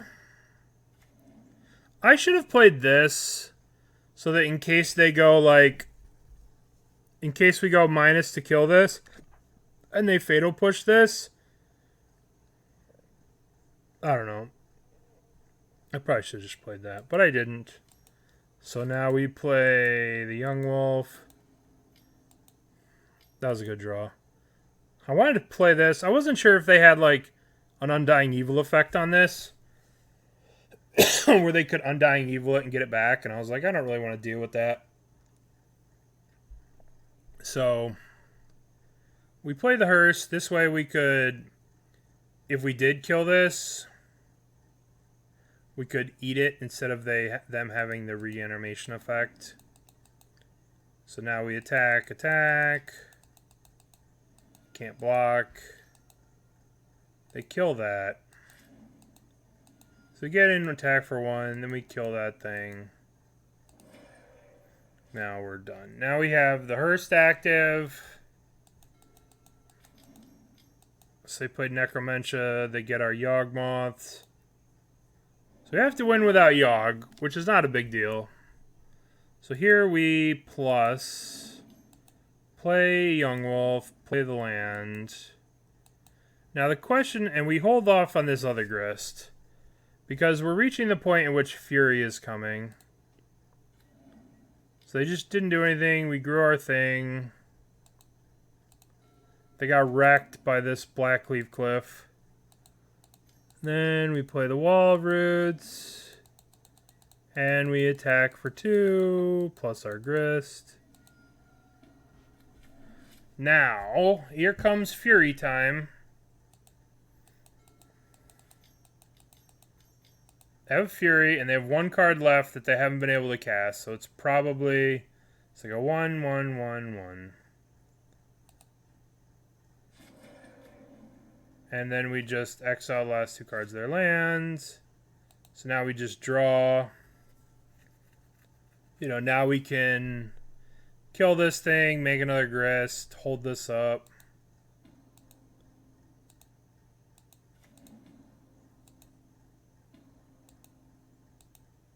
Kill that.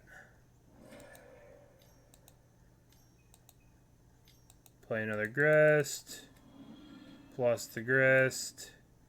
Use the 2 tokens to crew. Oh, nope, I didn't do that. Well, I'm dumb. I guess the attacking for this, it only is 1 minute. This is attacking for 7 as opposed to attacking for 8. It doesn't really matter much. So, we could have attacked for 1 more there and then they would be dead to bolt. But they played a Pyromancer here. But we end up drawing the perfect card. Because now we can go kill that. We can go tap this, kill this. If they have the reanimation thing to use, we just endurance it, crew the endurance, cruise this, and then they die. So we killed the Season Pyro. This was dumb, right? We didn't even have to do this, right? We didn't have to do this. We could just go endurance. We could just, like, use this to kill this, right? And then just play the endurance and attacked. We didn't have to do this. That's what we would have done if, you know, if we wouldn't have killed this. We would have just, like, attacked with everything. They were still dead because we have 1, 2, 3, 4. Kill this. Find a way to activate this with the creature and then whatever. We didn't have to kill this, but we had this, so it was safe. So we do that, and they undying it. We play the endurance. Get it out of there. Endurance crews the Hearst. Attack for 1,000,000. They're dead. We defeated Scam. So round number 5. Alright. Freed Mania. We won the die roll against DZ. Can't keep this hand, obviously. This hand's okay. So, put back the cord, because we already have the Yawg. Fetch a forest, play that, blah, blah, blah. They bolted our thing. So this could be, you know, Murktide still. I'm thinking Murktide, you know, play the Yawgmoth, play this. Murktide still. So the second I saw this, oh. Creativity. Could still be Scapeshift, but I think it's creativity. So I didn't want to just play this. I wanted to attack the Wrenn and 6. So we attack the Wrenn and 6. And then playing this doesn't do anything, so we just evolution this away for a Grist, I'm pretty sure. Oh, I got a Wall of Roots, then I played this. So that way I could play the Yawg next turn. Right? We sacked this, got a Wall of Roots, played this. So then they would shoot this, and then we could still play the Yawg. But they shot it, and then they had removal for the Wall of Roots. The ultimate tilt. So then we could kill the Yawg. We could kill that. Play this. And then I'm pretty sure bad things happen. And bad things happen. And we're dead. We're dead. We're dead. We're dead. We're dead. We're dead. We're dead. So now let's look at game number 2. How did we sideboard? First things first, we gotta look at how we sideboarded. We brought in the 4. We brought in 3 Thoughtseizes. We brought in... I'll do it over here. So this way I have to reopen this because I do it over here. Okay, so sort mana value. We boarded out... What did we board out?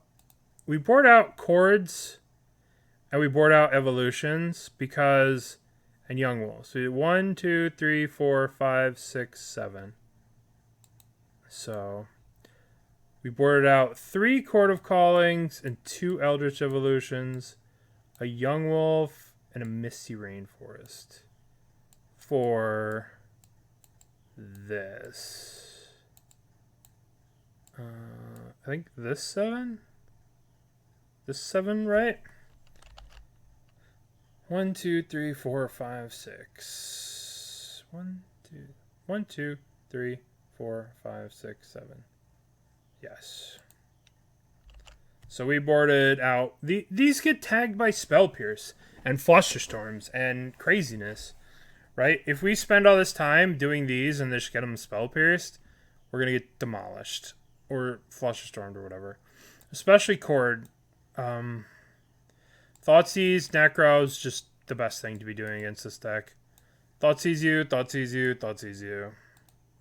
Just the best thing to be doing against this deck. This hand is kind of sketchy. Right? It's kind of really sketchy. Pretty sure I keep it, but it's not good, obviously. Land. I play the Beseiju, play this. I don't want to take any damage from this. Now we play Liberator. And attack for 1. They're in the there you get the Ren and 6. They missed out on the Ren and 6, but they do have Pending, or what they do. They do get to just kill that thing. But this is kind of interesting because we're kind of in a good spot too here. So we just pass. We play the Wall of Roots. Play that. Pass the turn. Attack. They don't have anything, so our dude flips. I was going to remove a counter and kill this, but I'm like, oh, my dude's just going to flip, so there's no point in sacking it. Because I wanted to make sure that I casted the Yawg, but maybe I should have done it. I don't know. I didn't do it. The thing flipped. I attacked.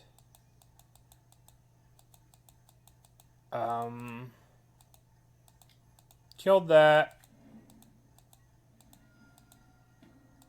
Played this. Maybe I was supposed to kill at the end of turn, so I could have played a Yawg there. But they missed. They cast Anger here. But we were able to cord for Yawg. See what I mean? Like, if I had this cord and they had a Spell Pierce, I would have just got lost the game. But we cord for Yawg. Then we just sack everything, draw a million cards. And now we have... Pretty sure we just played Dork, Dork, and Thoughtseize. Alright, so this was their hand. Their hand was Fable, Archon, Leyline, Transmogrify. And since we had the Yawg in play, we could just kill anything they try to Transmogrify. So we'll just let it go, right?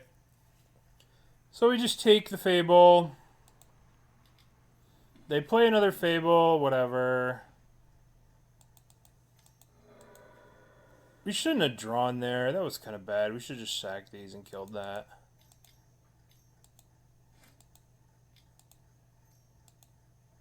Played the Grist plus the Grist. Played the land. Attacked with all the thingies. Killed that thing. Put them to 3. And they're dead next turn to the Grist alt. No matter what they do, even if they play Archons, they're dead. Say binding the Yawgs didn't really matter. They got an Archon. They made a sack. So here we have Beseiju this, get back Yawg, proliferate this, alt them. Which is what we ended up doing. Getting that. So we proliferated a loyalty on Grist. We killed that, got Yawg, proliferated Grist up, killed them with the Grist alt. Even though they had an Archon. Okay, so now let's go to game number 2.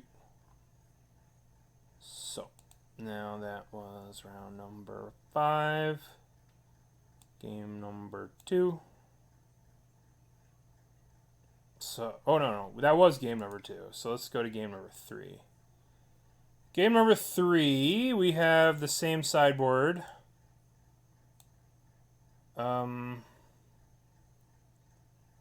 I guess I shaved 2 Birds of Paradise and brought in an Evolution and a Chord because of being on the draw versus Wrenn and 6, right? If we start off on turn 1 Bird and they just ping it with Wrenn and 6, I'm devastated. So I brought a Chord back in and an Evolution back in. So let's see our hands. This is a really good hand. They play the fetch land. We play... I'm pretty sure I play the Thoughtseize here to try and hit the Wrenn and 6. So we try really, really hard to hit the Wrenn and 6 here. And... pretty sure their hand was 2 Wrenn and 6s and a Flusterstorm. Yeah. 2 Wrenn and 6s. Sad day. So, I mean, taking the second Wrenn and 6 doesn't do anything. We have the Eldritch, so we just take the Flusterstorm. And I'm glad we didn't play turn 1 Hierarch. And I play the Wrenn and 6, blah, blah, blah, blah, blah. We play Wall of Roots. We don't play this because they'll just kill it for sure. Their hand is complete nonsense, so we don't play this just to have it die. We can still get Yawg next turn. So now we just cast Yawgmoth, right?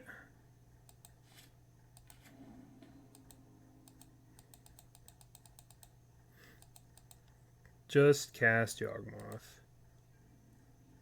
So we did this way so that like we could just kill a thing. If they went for creativity, we'd just kill it.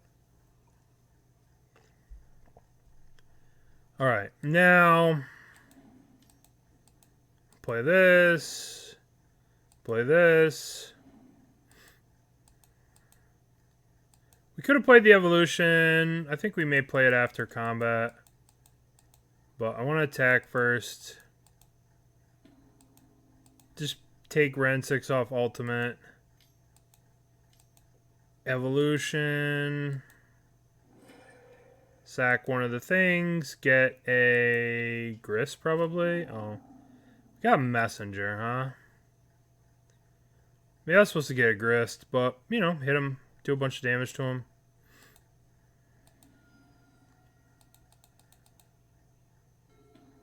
They ping that, so we sack the Dross Messenger.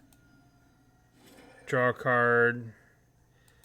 And then we shoot the Hierarch at it. Reset the Messenger.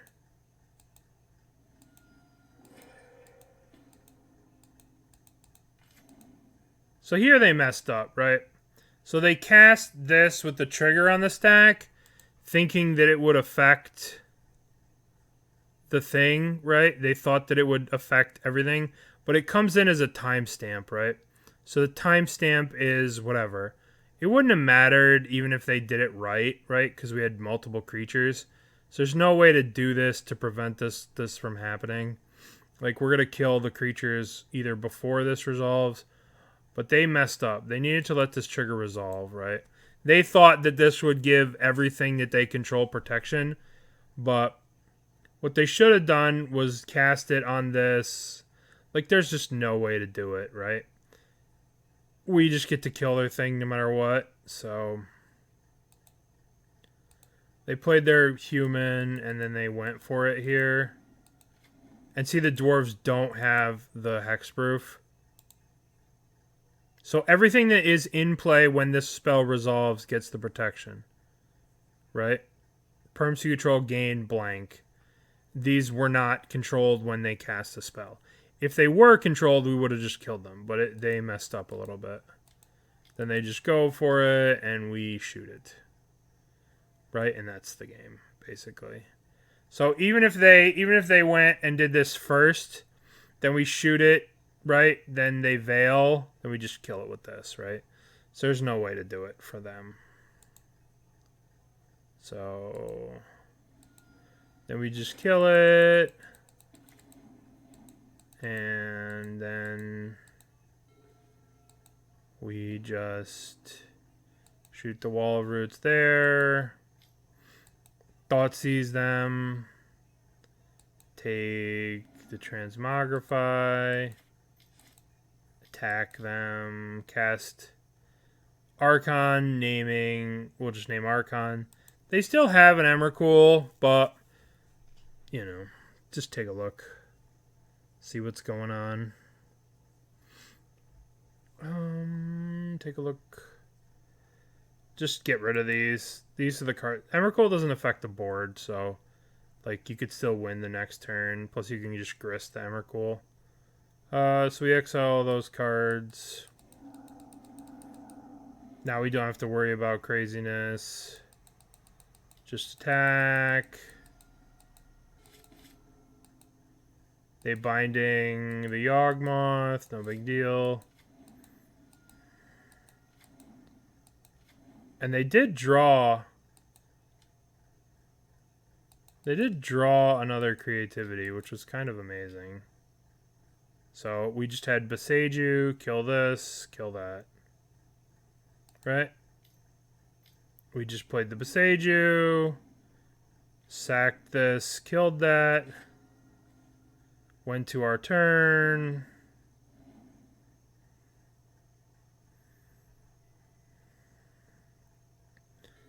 Played the grist. Plussed. Killed that. Played another land. Played the Outland Liberator. We still have the Beseiju up, right? And they concede. Alright. That was game number 3 of round number 5. So now we go to round number 6. Round number 6. Marine Rush.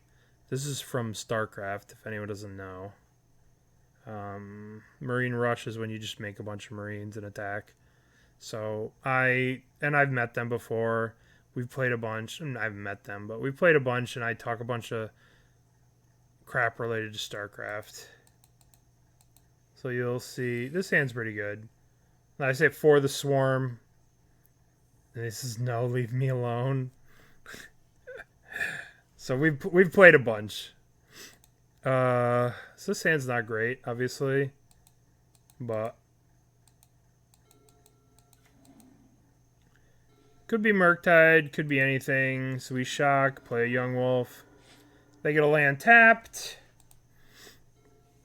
And Saga, so it's probably Breach at this point. So we'll just play Strangaroot, Smash. Definitely Breach. I think I just attack them. I wanted them to make the token now, right? I wanted to make a token block here, so I could play the Grist, kill the token. So these tokens don't get out of control. I expanded my board, right? I went Wall Roots, Yawgmoth. So next turn I could just Yawg, right? So I just made drum, attacked, I blocked. I wanted to keep my life total nice and high for when I went for the combo, right? I could be nice and high, so that way I could just win the game. I could, in 17 cards, right? Alright. So now we just bounce these back and forth. Bounce, bounce, bounce, bounce, bounce, bounce, bounce. Oh, I guess I didn't end up finding it. But I guess I hold up the Beseiju here. I didn't want to go crazy bouncing, so I just chilled. They just played the land and conceded, right? Because, like, how are they going to beat all this stuff next turn? So they're at 7. They took a bunch of damage. We have the Beseiju if they went for anything. We didn't try to win. Again, trying to win and failing is not worth it sometimes. Just create a big board and then chill. Alright. So, Lurker Tech. A little StarCraft chit-chat. Okay, so it's round number 6. Game number 2. How did we sideboard? Okay. We boarded out the Thoughtseize. We just shaved. We did the shaving again. We didn't shave as much. We cut evolutions and chords. So this time, let's see what we did. Sort mana value. We cut 1, 2, 3, 4, 5, 6. 1, 2, 1, 2, 1, 2, and then 1, 2, 3. And then we shaved. And I'm sure we brought in these. 1, 2, 3, 4, 5, 6, 7, 8, 9. Necro. Yes, we brought in these 9. I sideboarded differently than I did in the other game. So we brought in actually brought in these. We also brought in the Endurances. We brought out the Thoughtseizes. Yeah, so this is how we sideboarded. These 9 for these 9, right? The Besieger's just coming in every game. Maybe I should be playing 3 main. But anyway, these 9 for these 9. And right. We don't really need the Thoughtseizes against them. Most of the time their hand's garbage anyway. So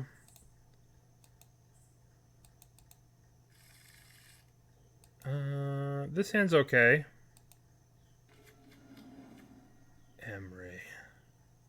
Emery is so annoying. Just play Bird's Paradise. Hearst. So they play Saga. They crypt us. They replay the crypt. They don't really have anything to do. Now, it's our turn. We can play Grist. Or we can... Hearst? I think we play Hearst. I think we play the Hearst. Oh, we punishment on 0 to kill the Saga. Kill this. We want to kill... It kills the Saga. That's why we did this. It kills the Saga. They can replay these, but it kills the Saga. So it's a Stone Rain. Then we play the Yawgmoth. Now, they get to replay Tormod's Crypt. Now we play 2 Hearses. And they who let the Zerg have cars? Infested Terrans, and I said zoom zoom. So as you can see, just the tippy top, highest level communications on the in the Magic Online chat, just the tippy top notch. So obviously we're gonna, we can't let them. So obviously we have to eat that with Hearsts. Yeah, you can't be doing that. So now we eat 2 more things. We want to keep them off Delirium. When you're figuring out what to eat, you want to figure out what to keep them off Delirium. So we got Sorcery Creature, Artifact. Maybe it was right to hit the Saga instead of the Sorcery, but we'll see. Alright, so they draw a card. Now we play Grist, plus Grist. We want to set up for using Chord. Obviously no attacks ever. We don't need to kill them. We just need to not lose, right? That's the key. You don't want to be aggressive. Just don't lose the game. Iteration. Another grinding station. So they're setting up to be able to try and win here, which is not what we want to see. So we take 2 more. Okay. So now we can chord. I think we could play Strangleroot and chord, but they have a Tormod script, so we'll plus make a person, and then we play Chord of Calling. And we don't need to do anything. Maybe I was supposed to play a land this turn. If I didn't play a land, maybe I was supposed to like shoot this to try and find a land this turn to develop my board. That was probably a mistake. I probably should have shot this, try and hit a land drop this turn, but I didn't. To play the Saga. They're making a token.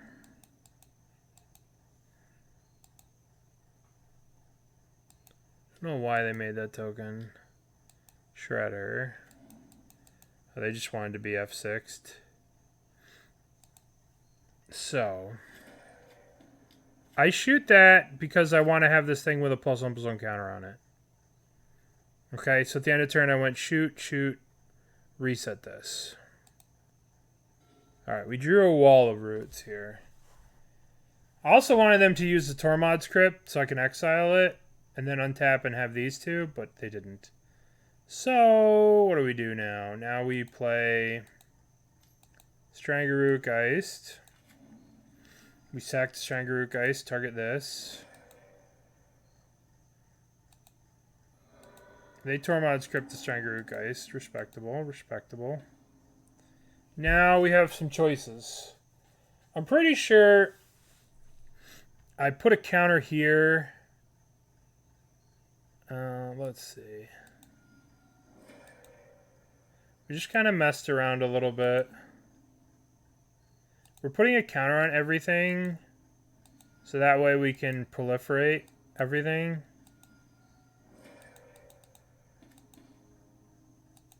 And then we play... We drew the Force of Vigor, which is perfect. I was looking for a way to protect ourselves from breach.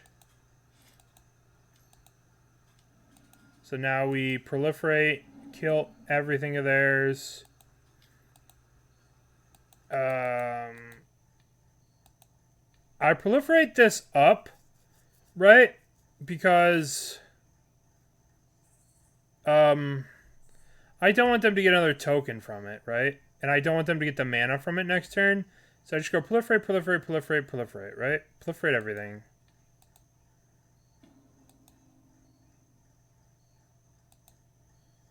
Then they get Pithing Needle, which I knew they would get, but we have the Force of Vigor, so it doesn't matter, right? So they name Yawgmoth, which is fine, right? Because look at the position we're in, right? We play land, we play Birds of Paradise. Maybe I should have made sure this thing died beforehand. I should have just shot this thing so they didn't have a 1/1 here with 1 counter on it. This was a mistake. This thing should be dead. They shouldn't have looted that. That was a mistake. Now they go for the breach. We get rid of that. We get rid of the Tormod's Crypt. I mean, they could play the Crypt, I guess. It doesn't really matter. We can't lose the game as it is, right? They play the Crypt. They loot. You know, no big deal. Put a Thassa's Oracle in the graveyard. Again, no big deal. And then we kill both of these. Just boom. Kill both. And then they concede. So, this was round number 6. So, I'm currently 6-0. Right? So what do we play against in round number 7 as 6-0? What do you think we played against? Because if you would have told me that I would have played against the deck that I'm about to play against, can't keep this obviously, at 6-0, I would have called you a lunatic. This hand is a bad hand. But, you know, I got to keep what I got to keep. So, just play the birds. And I was like, Merfolk at 6-0, playing in round 7? Yup, Merfolk. So, we play Wall of Roots. Pass. They play the thingy. And we play another Wall of Roots. They played this. In response to this, we courted for an ignoble, so we could have more mana to cast Yawg next turn. And then they attack. And then we just play Yawgmoth. Start killing their people. Attack. This game just gets... They dismember our thing. They dismember our Yawg, which was annoying. Then they play a Tide Shaper on our land. Lord of Atlantis, they attack us. Now we go minus here. Cast Eldritch Evolution. If you're a Merfolk fan, look away. One counter on that one. One counter on the other one. One counter on the other one.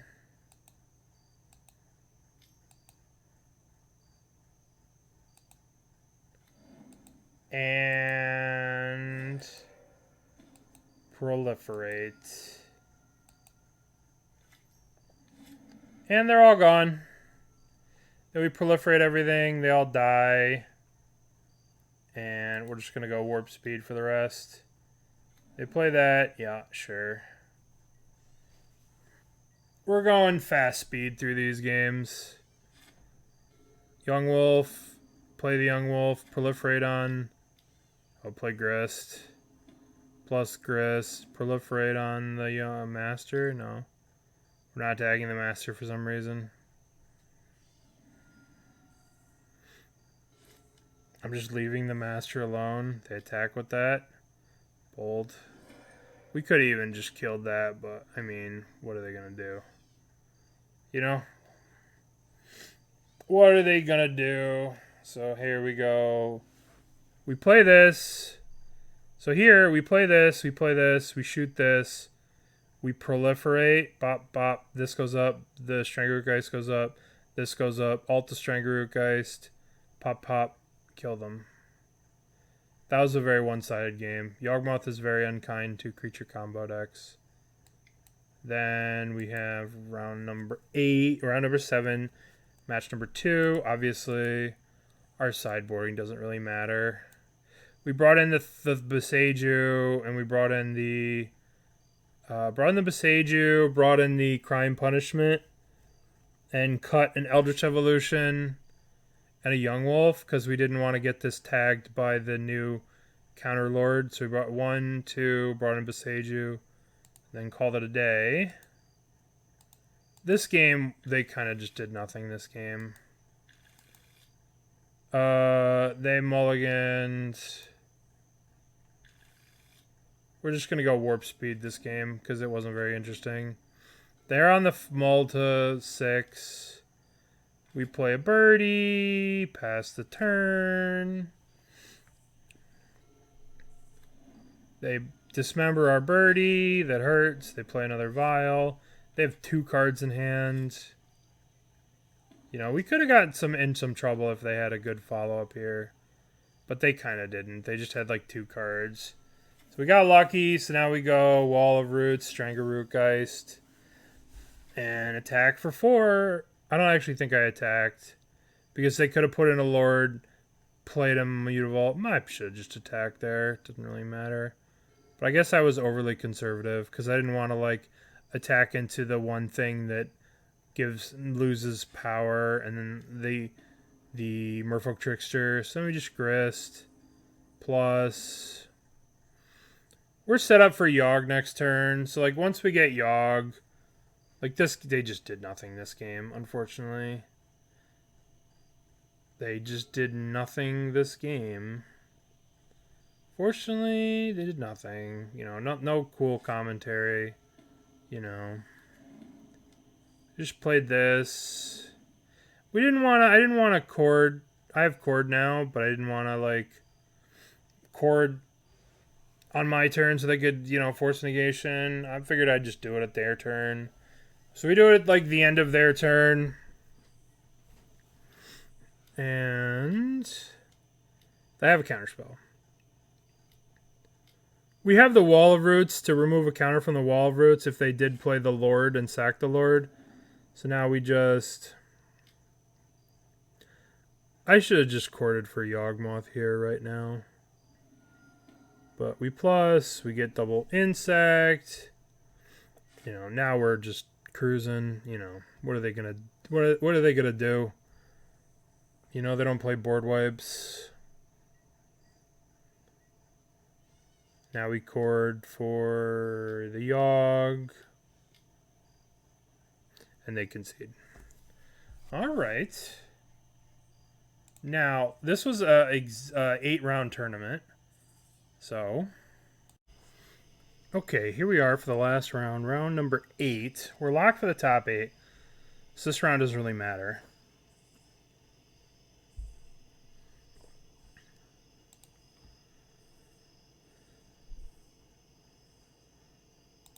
So, it gives us a different name every time. Obviously, we can't keep this hand.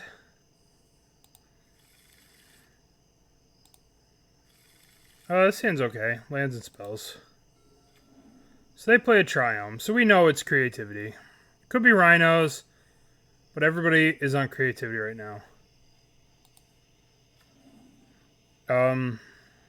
So, can you get a forest? Birds.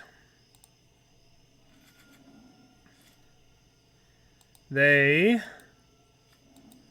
Guess what they play on turn 2?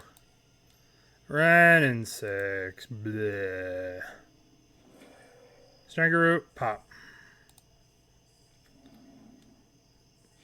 Okay. So they play exploration. They make 1 land drop. They don't make 2. They could have made 2, but they chose violence. They chose to kill my thing. So we play the Peatland. We play Messenger.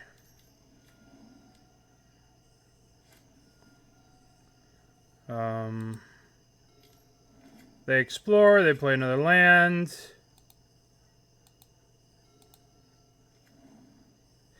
I should have attacked first. Here. I should have attacked first, right? Just attack, see what they do.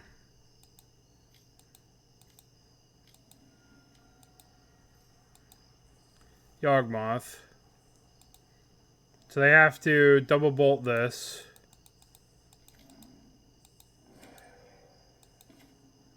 I probably could have got a swing in.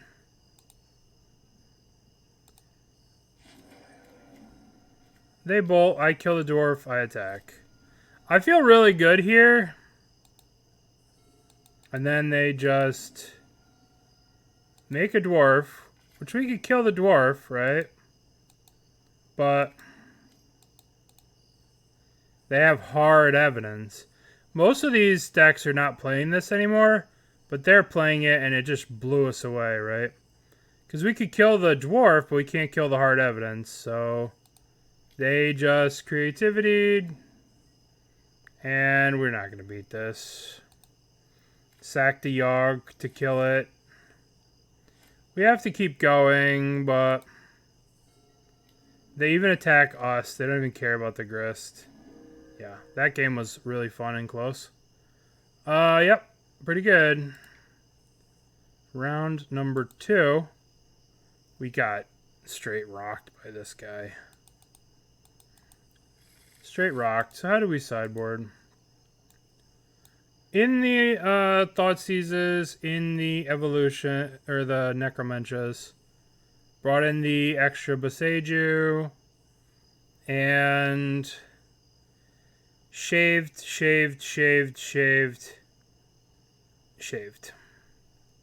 So, Necro, Thoughtseize, Boseiju. Okay. We play our Dork. Now, I didn't want to Thoughtseize here into potential Veil of Summer or Spell Pierce, so we just play Grist. They get a Triome. We pass the turn. They play Wrenn and 6. Now, what do we do? Oh, it's going. We Thoughtseize them. Their hand is Flusterstorm, Archon, this, right? We killed the Wrenn and 6. We hit them. Right? We have them in a pretty good spot this game.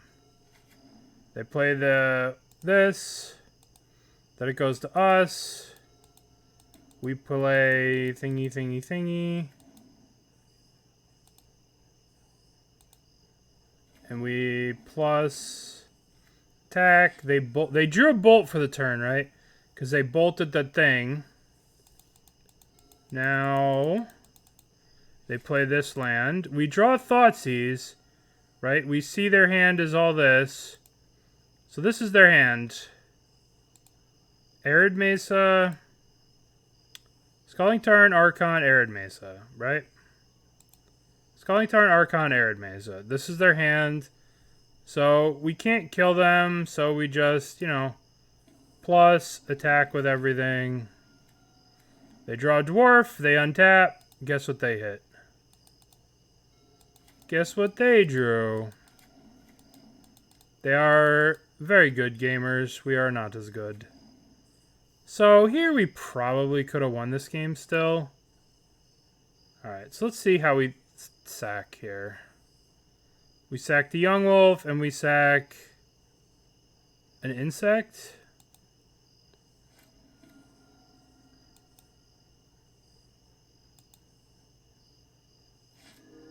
So now we drew this. Can we win from this spot? Alright, let's take a look. I think we probably could have, but I just think I messed it up. I think I go 1, 2, 3, Eldritch Evolution, the Stranglergeist. Alright, get a Yawgmoth. So now we're in like a really weird position. Right? Because we have 7 loyalty on the Grist. So we could start killing these Archons. Or we can... I mean, I probably should have just killed an Archon, right? I probably just should have went 1, 2, 3, 4, 5, 6. Drawn a creature, killed this. That's probably what I should have done. But what did I end up doing? I shot this at this, I think. Oh, I reset here. That was the problem. I should have just killed one of these. Then I played this. Hit one of these Archons. Hit an Archon. Played a land. See, I just should have just, fired all these at this. I don't know. We should have killed this with this Yawgmoth, and then we would have still been alive. But we ended up digging ourselves too deep into a hole. They block.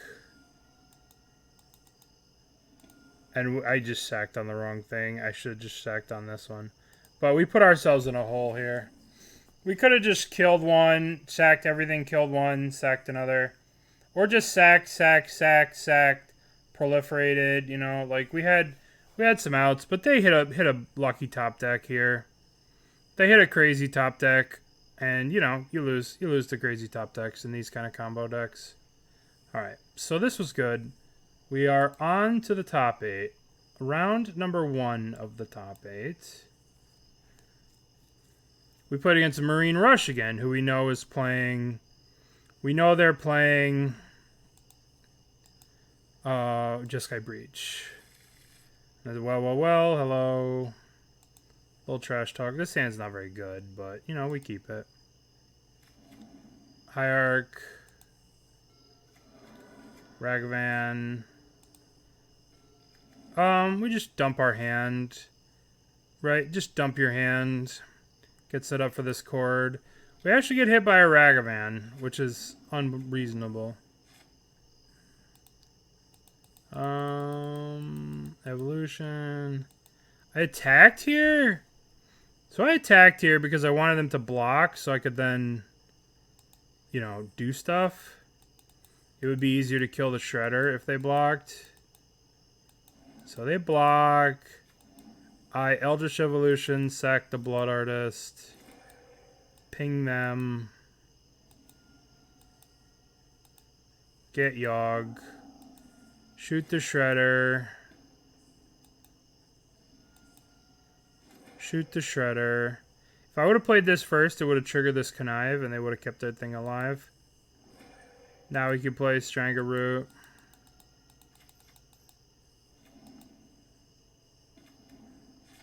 Alright. So that seemed okay. They played Teferi, unsummoned our Yawg. Annoying. We played this.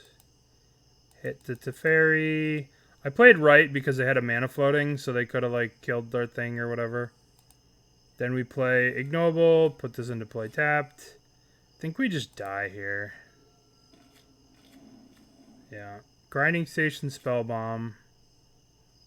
So we don't have a main deck Endurance. We can't really do anything. And I kind of forget that the Blood Artist is in the graveyard. I'm not going to lie. I forget the Blood Artist is here. I just forget. So I play Yawg. And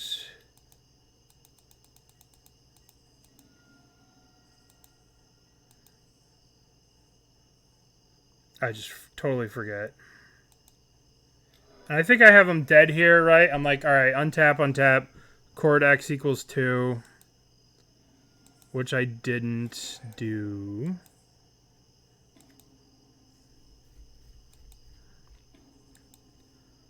But I fucked up here. So this was just stupid, right? I forgot that the Blood Artist was in the graveyard. Because I was talking to Twitch chat. And, you know, being entertaining and all that. So this was a punt. Right? And I'm like, oh shit. Then I look and I'm like, oh shit.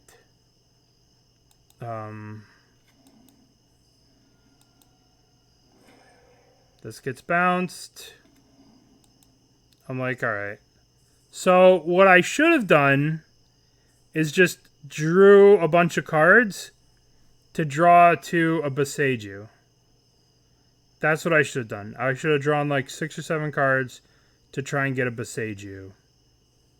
Right? So I could Boseiju a Through the Breach. That's what I should have done. But I didn't. I got this. And thinking I had them dead because I forgot the Blood Artist was in the graveyard. And then they just breached and killed me. And I conceded. So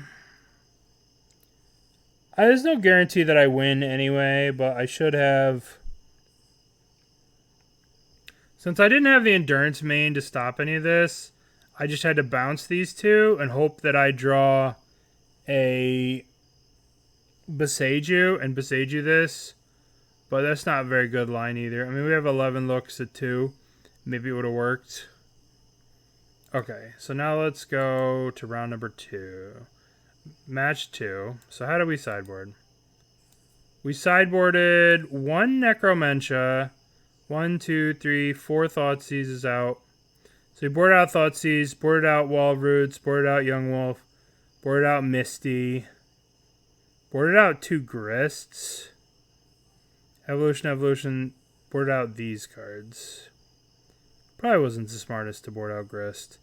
We brought in Crime Punishment, the Beseiju, the 2 Force of Nature, Force of Vigors, 2 Hearse, 2 Endurances.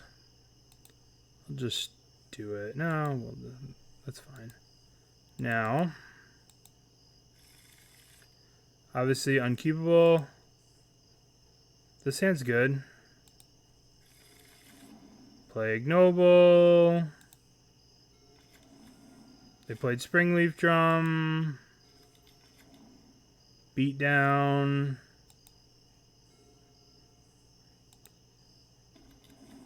They played Shredder. Pithing Needle on Yawgmoth, huh? And I'm saying, please let me draw a green card. So, here we play Yawgmoth. Then we go to the upkeep and we go Papada Papada. Pop Pop.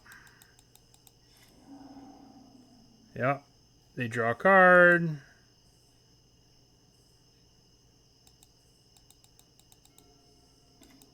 They play in a Saga. Pretty sure they play Breach here to play another Unholy Heat. They replay the Needle. At the end of turn, I Beseiju the Needle. This is what I'm talking about, how good Beseiju is against like Pithing Needle and stuff like that. So, Strangleroot Geist. Shoot the Shredder. Cord. Messenger. The land. So we're just looking to expand our turn, right? And then we just Cord for Messenger. And they're dead because they're 15. Messenger. Pop, pop, pop, pop, pop, pop, pop, pop, pop, pop, pop, pop, pop, pop, pop, pop. Messenger's so good. Just instant death. Because we're at even life total. Messenger comes in, knocks them to 2 below. Bop, bop, bop. Okay. We won that game pretty easily. We won on... What turn is this?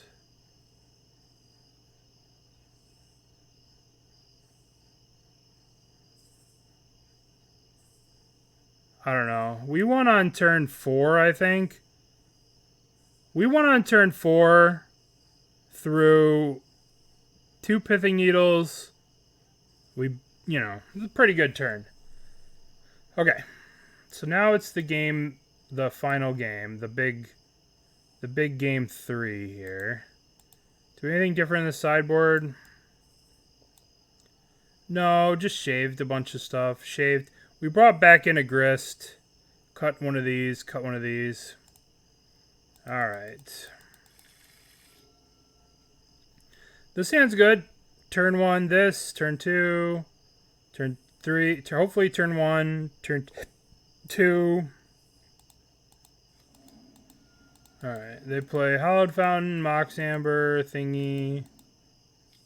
They played Stupid Emery. They missed, though.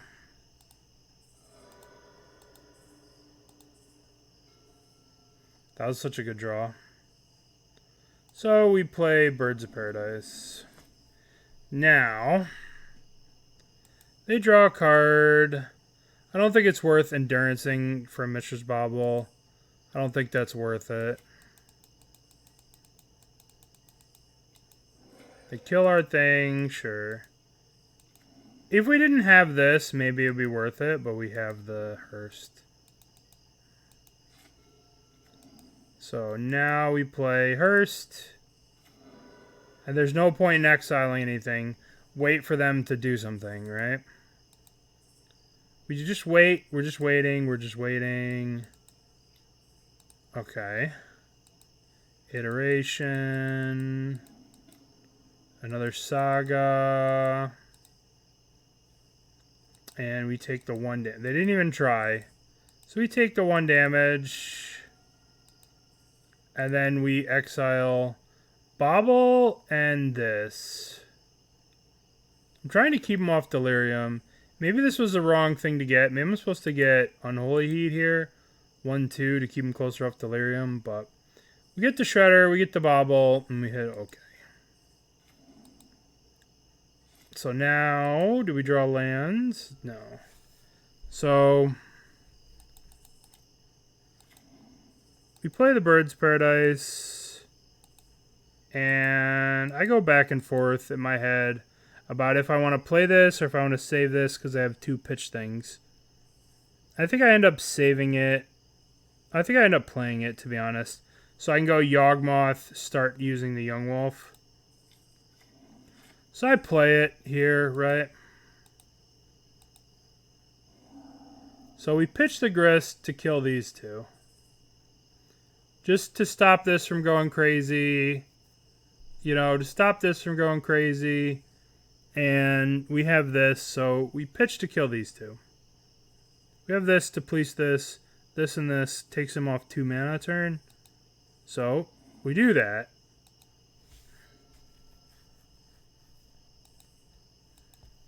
I don't know what is in their hand, but I imagine it's combo stuff. Play Saga. So we exile Enchantment Artifact, right? So they still have Delirium, right? So now it's our turn. So now we draw. Perfect land. Play Yawgmoth. Now, we sack this on Emery, right? Just to draw a card. Now, we're playing around Unholy Heat this time. Right?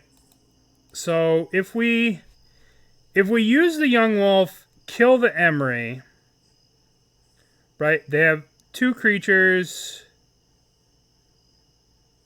and they can make an artifact. So, if they put this Emery in the graveyard, and then they cast Unholy Heat on this, I can't take them off Delirium, right? So, like, right now, if they cast Unholy Heat on my Yawgmoth, I can use the Unlicensed Hearst, hit the Shredder, hit the Unholy Heat, and they can sack the Bauble, and they have 1, this means they only have 2 cards for the 6 of Delirium. So, in my mind right now, I'm just thinking about Unholy Heat, right? If they Unholy Heat now, I can go Unlicensed Hearst, exile, exile, right? And it doesn't matter that they put the Bauble in. But if I kill this Emery, right, then Emery dies. Then if they go Unholy Heat, I can just Unlicensed Hearst 2 things. And no matter what, with the Bauble, they can get Delirium and kill Yawgmoth. So that's why I'm thinking about right now why I don't just kill this Emery right now, right? Pop, pop, pop. I don't do it right now because I'm thinking about Unholy Heat, right? So I'm going to explain that because I don't use the Hearst later here when I probably should have, but I didn't. Because I'm thinking about Unholy Heat and 4 card types. So here comes the Saga. Saga's on 2. They play another Saga. Alright. So again, this is the end of turn here. And I'm just thinking in my head, I'm just thinking unholy heat. Unholy heat, unholy heat, unholy heat. If I tap to eat 2 things, boom, unholy heat my Yawg dies. So I'm just thinking in my head, I'm thinking unholy heat, unholy heat, unholy heat. Don't use this to have your Yawg die to unholy heat. So I just don't use it, right? I'm just gonna reset this thing. And I pass. Oh no, I kill the Emery. I kill the Emery. But I still don't use this. Right? Still just don't use it. So now we don't really have much we can do. So I'm pretty sure I just play the land. This can give us Dryad Arbor, yeah, Dryad Arbor, right? So we just attack for 4.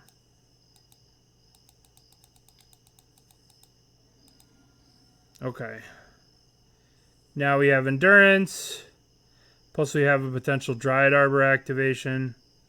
So we could Dryad Arbor reset, whatever. Now, this gets a little weird here. When they go to activate, they like go to activate here. And I proliferate. So I want to get this thing off the board. So I go make a thing, sack here, sack this. Right? Get Dryad Arbor, target my Yawgmoth, shoot the construct. The important thing is I needed to draw a green card here. And now I was like, alright, I have a green card, I have Endurance, I want to kill this, and I want to proliferate these. Yes, they're going to get a Pithing Needle from this, but at the same time, like, I don't want to just deal with a bunch of constructs. So now I proliferate. Discard Overgrown Tomb. This goes up, this goes up, this goes up. This deprives them of mana, and it deprives them of construct tokens. And I don't do this to this, right? Because I'm going to Endurance, and then I can use the Endurance to reset this, right? If they use the Pithing Needle on Yawg, I can chord for a Outland Liberator and liberate the Pithing Needle. So, like, I feel okay if they get a Pithing Needle on Yawg, because then we still have the Unlicensed Hearse to make sure we don't die.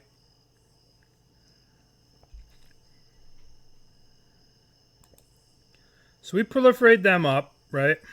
Proliferate, proliferate, proliferate this down. So the construct dies, these go up, these go up. This pops right now. So they get a Pithing Needle they name Unlicensed Hearse. Which to me says one thing. They're trying to combo. Which we have the Endurance for.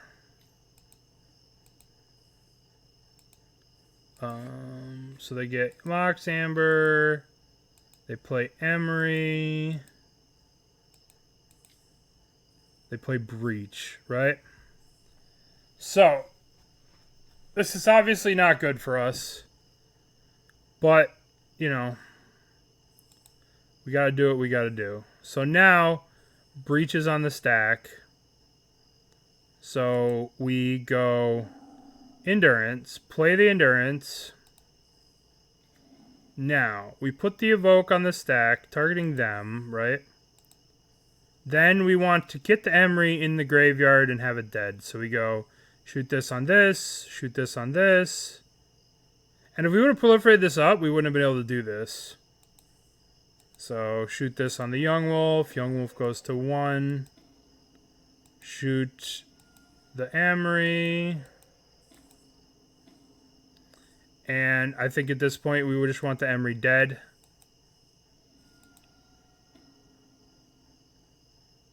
So Emery dies.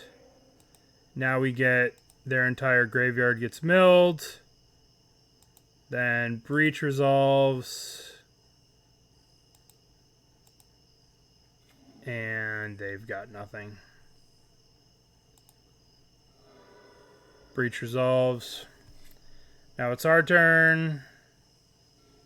Best draw in the deck. They're just dead. Yawgmoth.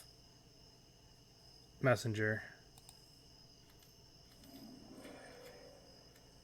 Attack. Put him to 9. Lethal. We could have probably queued the Hearst and attacked with the Hearst too. They're dead. Alright. So, we got there. So now on to the semifinals. Now, here we are in the semifinals. And we won the die roll again. So this hand is not very exciting. I mulligan it. We don't do anything before turn 4.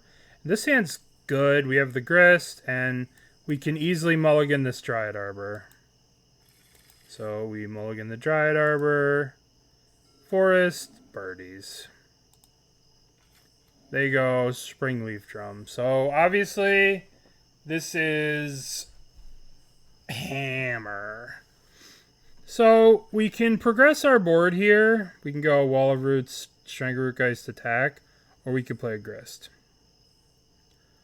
I think I play the Grist. I go back and forth here. Nope, I play the Wall of Roots, Strangleroot and attack. Maybe it was better to play Grist there. This is more progressing of the board, but this might have been better. They played that. They played Stoneforge and discarded Aid. So now we got Eldritch Evolution, which means Yawgmoth.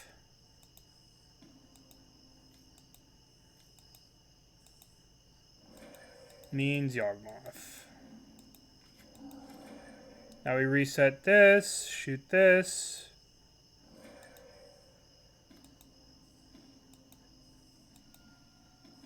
Reset, shoot the thing. And play the Birds of Paradise. And attack. Now remember, we have the Boseiju, right? The Boseiju casts for 1 because of the Yawg. So we can't really lose this game. Pure Steel, whatever. We don't care. We don't care. Don't care. Don't care. You know why we don't care? Because we play Messenger. So play the lands. Sack this. Messenger puts them to 12. Bop, bop, bop, bop, bop, bop, bop. We win. They concede. Right? Good stuff. So now, game 2. How did we sideboard? We brought in a Thoughtseize because on the play, sometimes you can get got by a turn 2 Stoneforge if you're not fast enough, because they just go Stoneforge into Cauldra, which is super annoying. So I have in 2 Thoughtseizes, in the 3rd Boseiju, in Crime Punishment, in Crime Punishment, in 2 Force of Negations, and in Outland Liberator. Sideboarding out Court of Callings, Evolutions, a Grist, a Strangleroot, and a land. So 1, 2, 3, 4, 5, 6. And we brought in 1, 2, 3, 4, 5, 6. And we cut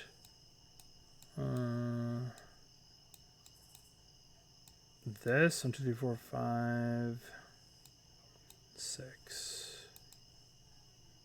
Right? We put this goes here, this goes here, this goes here. I think we cut these 6 for these 6. No, that's not right. 1, 2, 3, 4, 5, 6. Let me figure this out. This is why I don't have a sideboarding guide, because I wing it so much. No, we left the Thoughtseize in. So this is what we boarded in. We boarded out 2 chords because you don't really need to win the game. You just need to get a Yawg in play and control the board. Chord of Calling is for winning the game. We don't need to win. We just need to control the board, right? Evolution can get tagged by a Spell Pierce. We don't know if they're playing them. They're probably not, but Misty, straight trade for Beseiju. The third Grist is a bit much. Thoughtseize kind of acts as a Grist, so we could tag a Cauldra. And we don't really want this thing. We'd much rather have like 1 mana creatures. We'd much rather go like 1, 2, 3 Yawg. This card's a little bit harder to cast, and we don't really need... We're not blocking, you know? We're not trying to race them, you know what I mean? So we just want 1 mana pieces of interaction as opposed to this. So that's how we boarded. This hand's okay.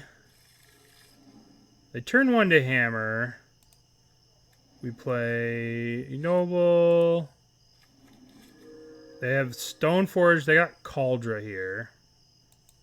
So this is obviously not a good spot to be in, right?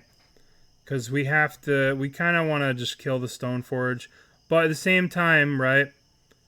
Why would they play a hammer on 1? The only reason they'd play a hammer on 1 is if they have Pure Steel Paladin, right? You don't play this unless you have Pure Steel Paladin. So we take a turn to set up for Yawgmoth next turn, right? So we play the Wall of Roots into this, right? Wall of Roots into Stranglergeist. I don't attack because if they go like Pure Steel, Equip, Smash, I want to chump with this. They went Paladin, Pure Steel, Equip. But they also had the Shadow Spear, which was just gross. This was just so gross. This was so ridiculously gross. So at this point, we can play the Grist, kill this, but then they just move the Shadow Spear stuff. So we're just so far behind. Our only play is to evolution this, play the Young Wolf, start killing their board, and then look for a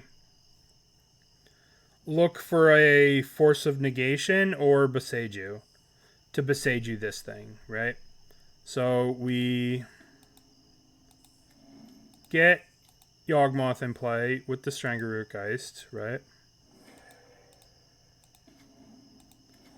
Now we have this, so if we draw Beseiju, we can Beseiju this, right? But we definitely don't want to let him untap with the Pure Steel, right? So we start shrinking their things,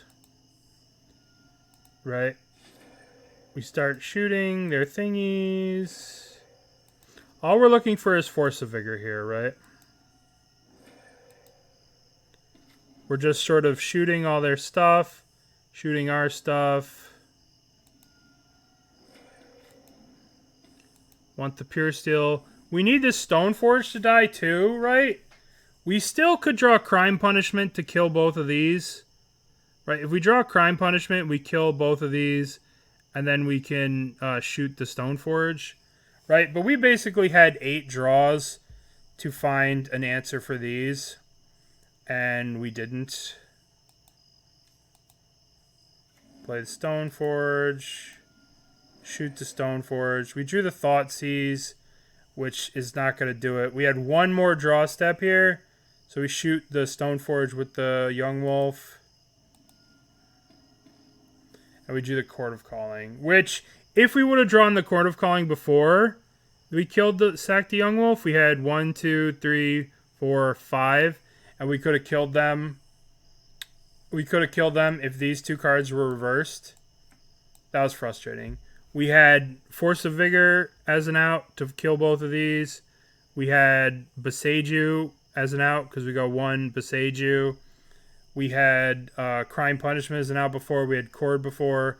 We had a lot of outs here. We got a little unlucky and they had the perfect hand. And we died. We died. They just hit us with this. You know, if this was this, because we sacked our 5th creature for this beforehand, which was very frustrating. Okay. So now we go to round number 10. Round number 10, game number 3. So, we're on the play this time.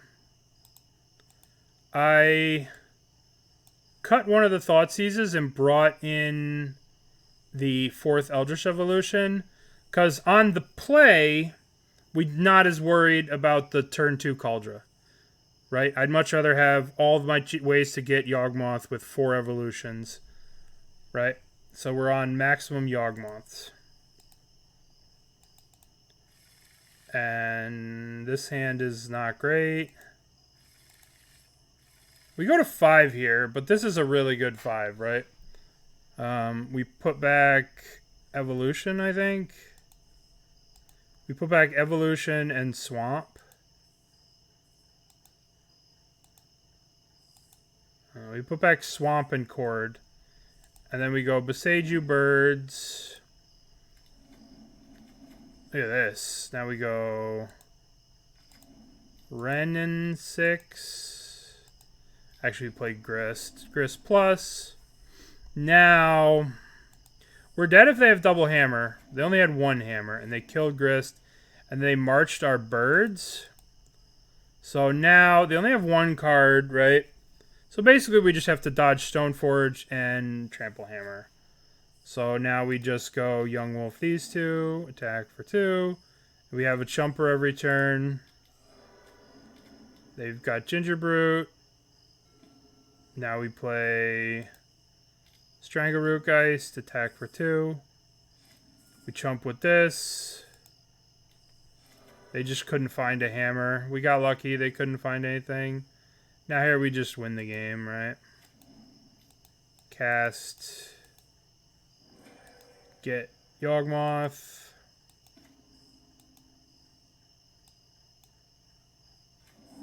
We had played a land, right? So we didn't really have to do anything else. We could, like, sack these and start bouncing. But we didn't need to do anything. We just chilled. Attacked. They blocked and ate this thing. Gained some life. Which I thought was super weird. We could have maybe sacked this and bounced these 2 a little bit to find a 1-drop to play. Or maybe found something crazy. But I just thought we could just relax. I was like, what are they going to do here? The only thing we lose to is Trample Hammer. And if they were to Trample Hammer, we could bounce these 2 back and forth and look for a Beseiju for like 5 hours. You know what I mean? Just bounce, bounce, bounce, bounce, bounce.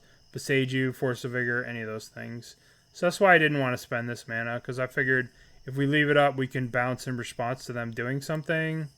And they just conceded. Their hand must have been pure garbage. Right? But, you know, because the next turn we get to just untap. We get to draw 19 cards, find an answer for their stuff, win the game. Okay, so on to the finals.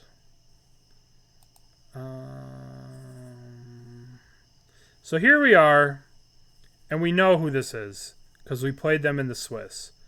This is our friendly neighborhood Merfolk player. So I'm feeling good about my chances playing against Merfolk in the finals. Look at their name. It's C whatever. Please show mercy. Oh boy. Oh boy. I said, hey, congrats on making the finals. I said, you have ruined Modern Leagues for 2 weeks. The fish shall swim. I don't know, I was being stupid. Looking back on it, doing my part for the community. Good luck. Good luck, have fun. Alright, so now... Boop, boop. Now... They play Silvergull. Wall of Roots, Yawgmoth. Attack, they don't block.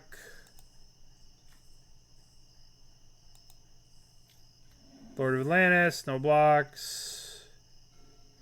Evolution. And I'm just like, you know what? I'm gonna just go for it. I figured it's game one. They might not have negations in. And it works. So now we just... First one goes on Lord of Atlantis. They have the Dismember here, to their credit. Which is, you know... They do have an answer for Yawg. So this wasn't just a clean sweep. So then we shoot the other one on Lord of Atlantis, right? So we draw... And obviously we have a land drop. So we don't need 2 Yawgmoths, so we could just kill this other thing, right? Because we're getting back another Yawgmoth, and this one's dying, so we could just shoot this for 1. And then when this dies. So we do that. And hopefully we draw another 1-drop, which we ended up drawing, which is very nice. So that kills both of them. Bop. Bop. So then we... get an island, a forest, and play that. They play Curse Catcher, and they Trickster our Ignoble here, which was annoying. We drew Cord. We set up for Cord next turn with a Blood Artist instead of the Grist, just because I could just use my mana the most efficiently, going 1-2. Because this was gone, so we just used 4 mana instead of 3 mana. Plus, like, this plus this just wins the game. So, we just go for it here. And we play around the Curse Caller.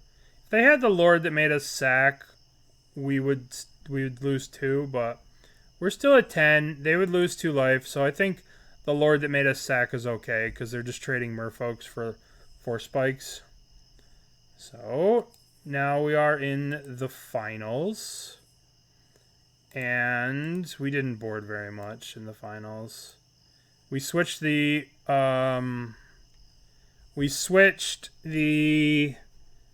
Besage in for the Misty Rainforest, and we switched 2 Eldritch Evolutions out for Outland Liberator and Crime Punishment.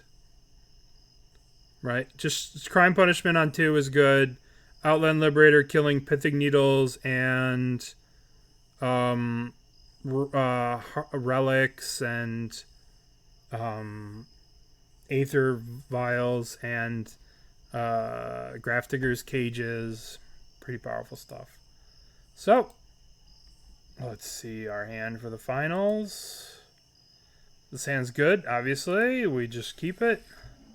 They turn 1 Grafdigger's Cage us. This hurt. This hurt a lot. So, we have to hurt ourselves to play Birdie. I hate having to lead on Peatland. Then they play Tideshaper. They save us damage. They're so nice to us. So now we go Twilight Mire, Birdie, Yawgmoth.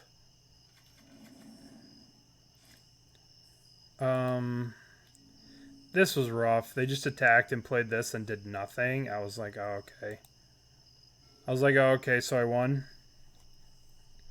So now we play the Yawgmoth. Well, I guess we play Yawgmoth. Then play the Yawgmoth. There's no reason to do anything here, right? If we attack, if they activate and block, we could just put a counter on it and then proliferate it. But I just didn't want to. I was like, what are they going to do here? You know what I mean? Like, what do they do if I do nothing? They just, what can they do here? Like, I don't know what they can do here. So now we're just like I don't know what they can do here. So we just play Blood Artist. Again, just, you know, it's a little wonky and weird because of the Grafdigger's Cage. We could go crazy drawing stuff, but we don't need to. We don't need to do anything, right? they have to put stuff on the board, and as soon as they put stuff on the board, it's gonna die, you know? So I just wanted to, like, get a card draw, make a land drop. And we attack with everything. This I thought was crazy. This was obviously crazy, because then we just shoot it, proliferate. I thought this was wild. I thought this meant they were giving up.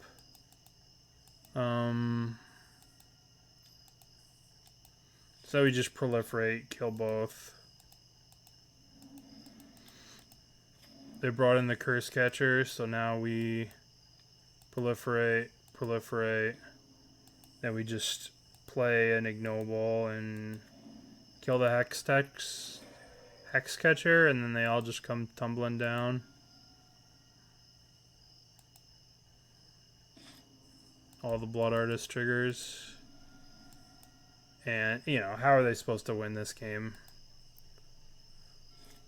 And then, so they did the obvious play, which I respect a lot, which is, you know, fire up the Mutavault, swing. You know, I respect that. And so we just draw Hierarch. Now we have some peatlands we could draw. We could have drawn before we did whatever. We could crime punishment this, but again, you know, what's the point? Just attack. What are they going to do? They play that. They played this. Now I'm like, alright, I'll just shoot this, proliferate. Shoot it, proliferate. Now we untap. We have Strangleroot Geist, shoot this, attack. We thought seize them first to make sure they have nothing. They have nothing. Play the Strangleroot. Play the Strangleroot. Use the Blood Artist to kill that. And we have GG's. I said GG's back, but the thing popped up. And that was that. We got 150 chests, or 100 chests. And we opened a Ren at 6, which is pretty cool. Yeah. I really like the list. I sold everything and got like 265. I could still sell some of the more of the Dominaria United stuff, but I kept some of it. But I sold like Shieldred and some of the more expensive stuff, which is Shieldred, Liliana, the Leyline Binding, because I already had 4, right? So made about 260 plus, you know, 1,200 or 1,300 of these. So I think I really like the list. I really, really like it. I at no point today, sort by color. At no point today did I like need the Baloth except for against Scam. And it would have been a lot cooler if I had a Shieldred here. I was gonna play the Shieldred here, but it didn't even come up. But I don't know if the games would have been different if I had the Shieldred. But Hearst is crazy. I probably want a third Hearst somewhere. Find room for a third Hearst. But with losing the Scavenging Ooze, you do lose the life gain. So like against Burn and stuff, I wanted to have a Baloth. But I figured Shieldred might be good enough against Burn. But, you know, we'll see. Maybe I'll just keep it as is, because this can double against, like, a Scam deck. I really like the list. I think the list is really good. I think playing it well is important, and just putting time in. I punted some games away, and my opponents made some punts. It's always good to rewatch your replays so you can, like, look and see what you did wrong and learn from it and all that. And I hope you guys enjoyed the walkthrough, and I will see you in the next video. Thank you, and have a wonderful day. Bye-bye.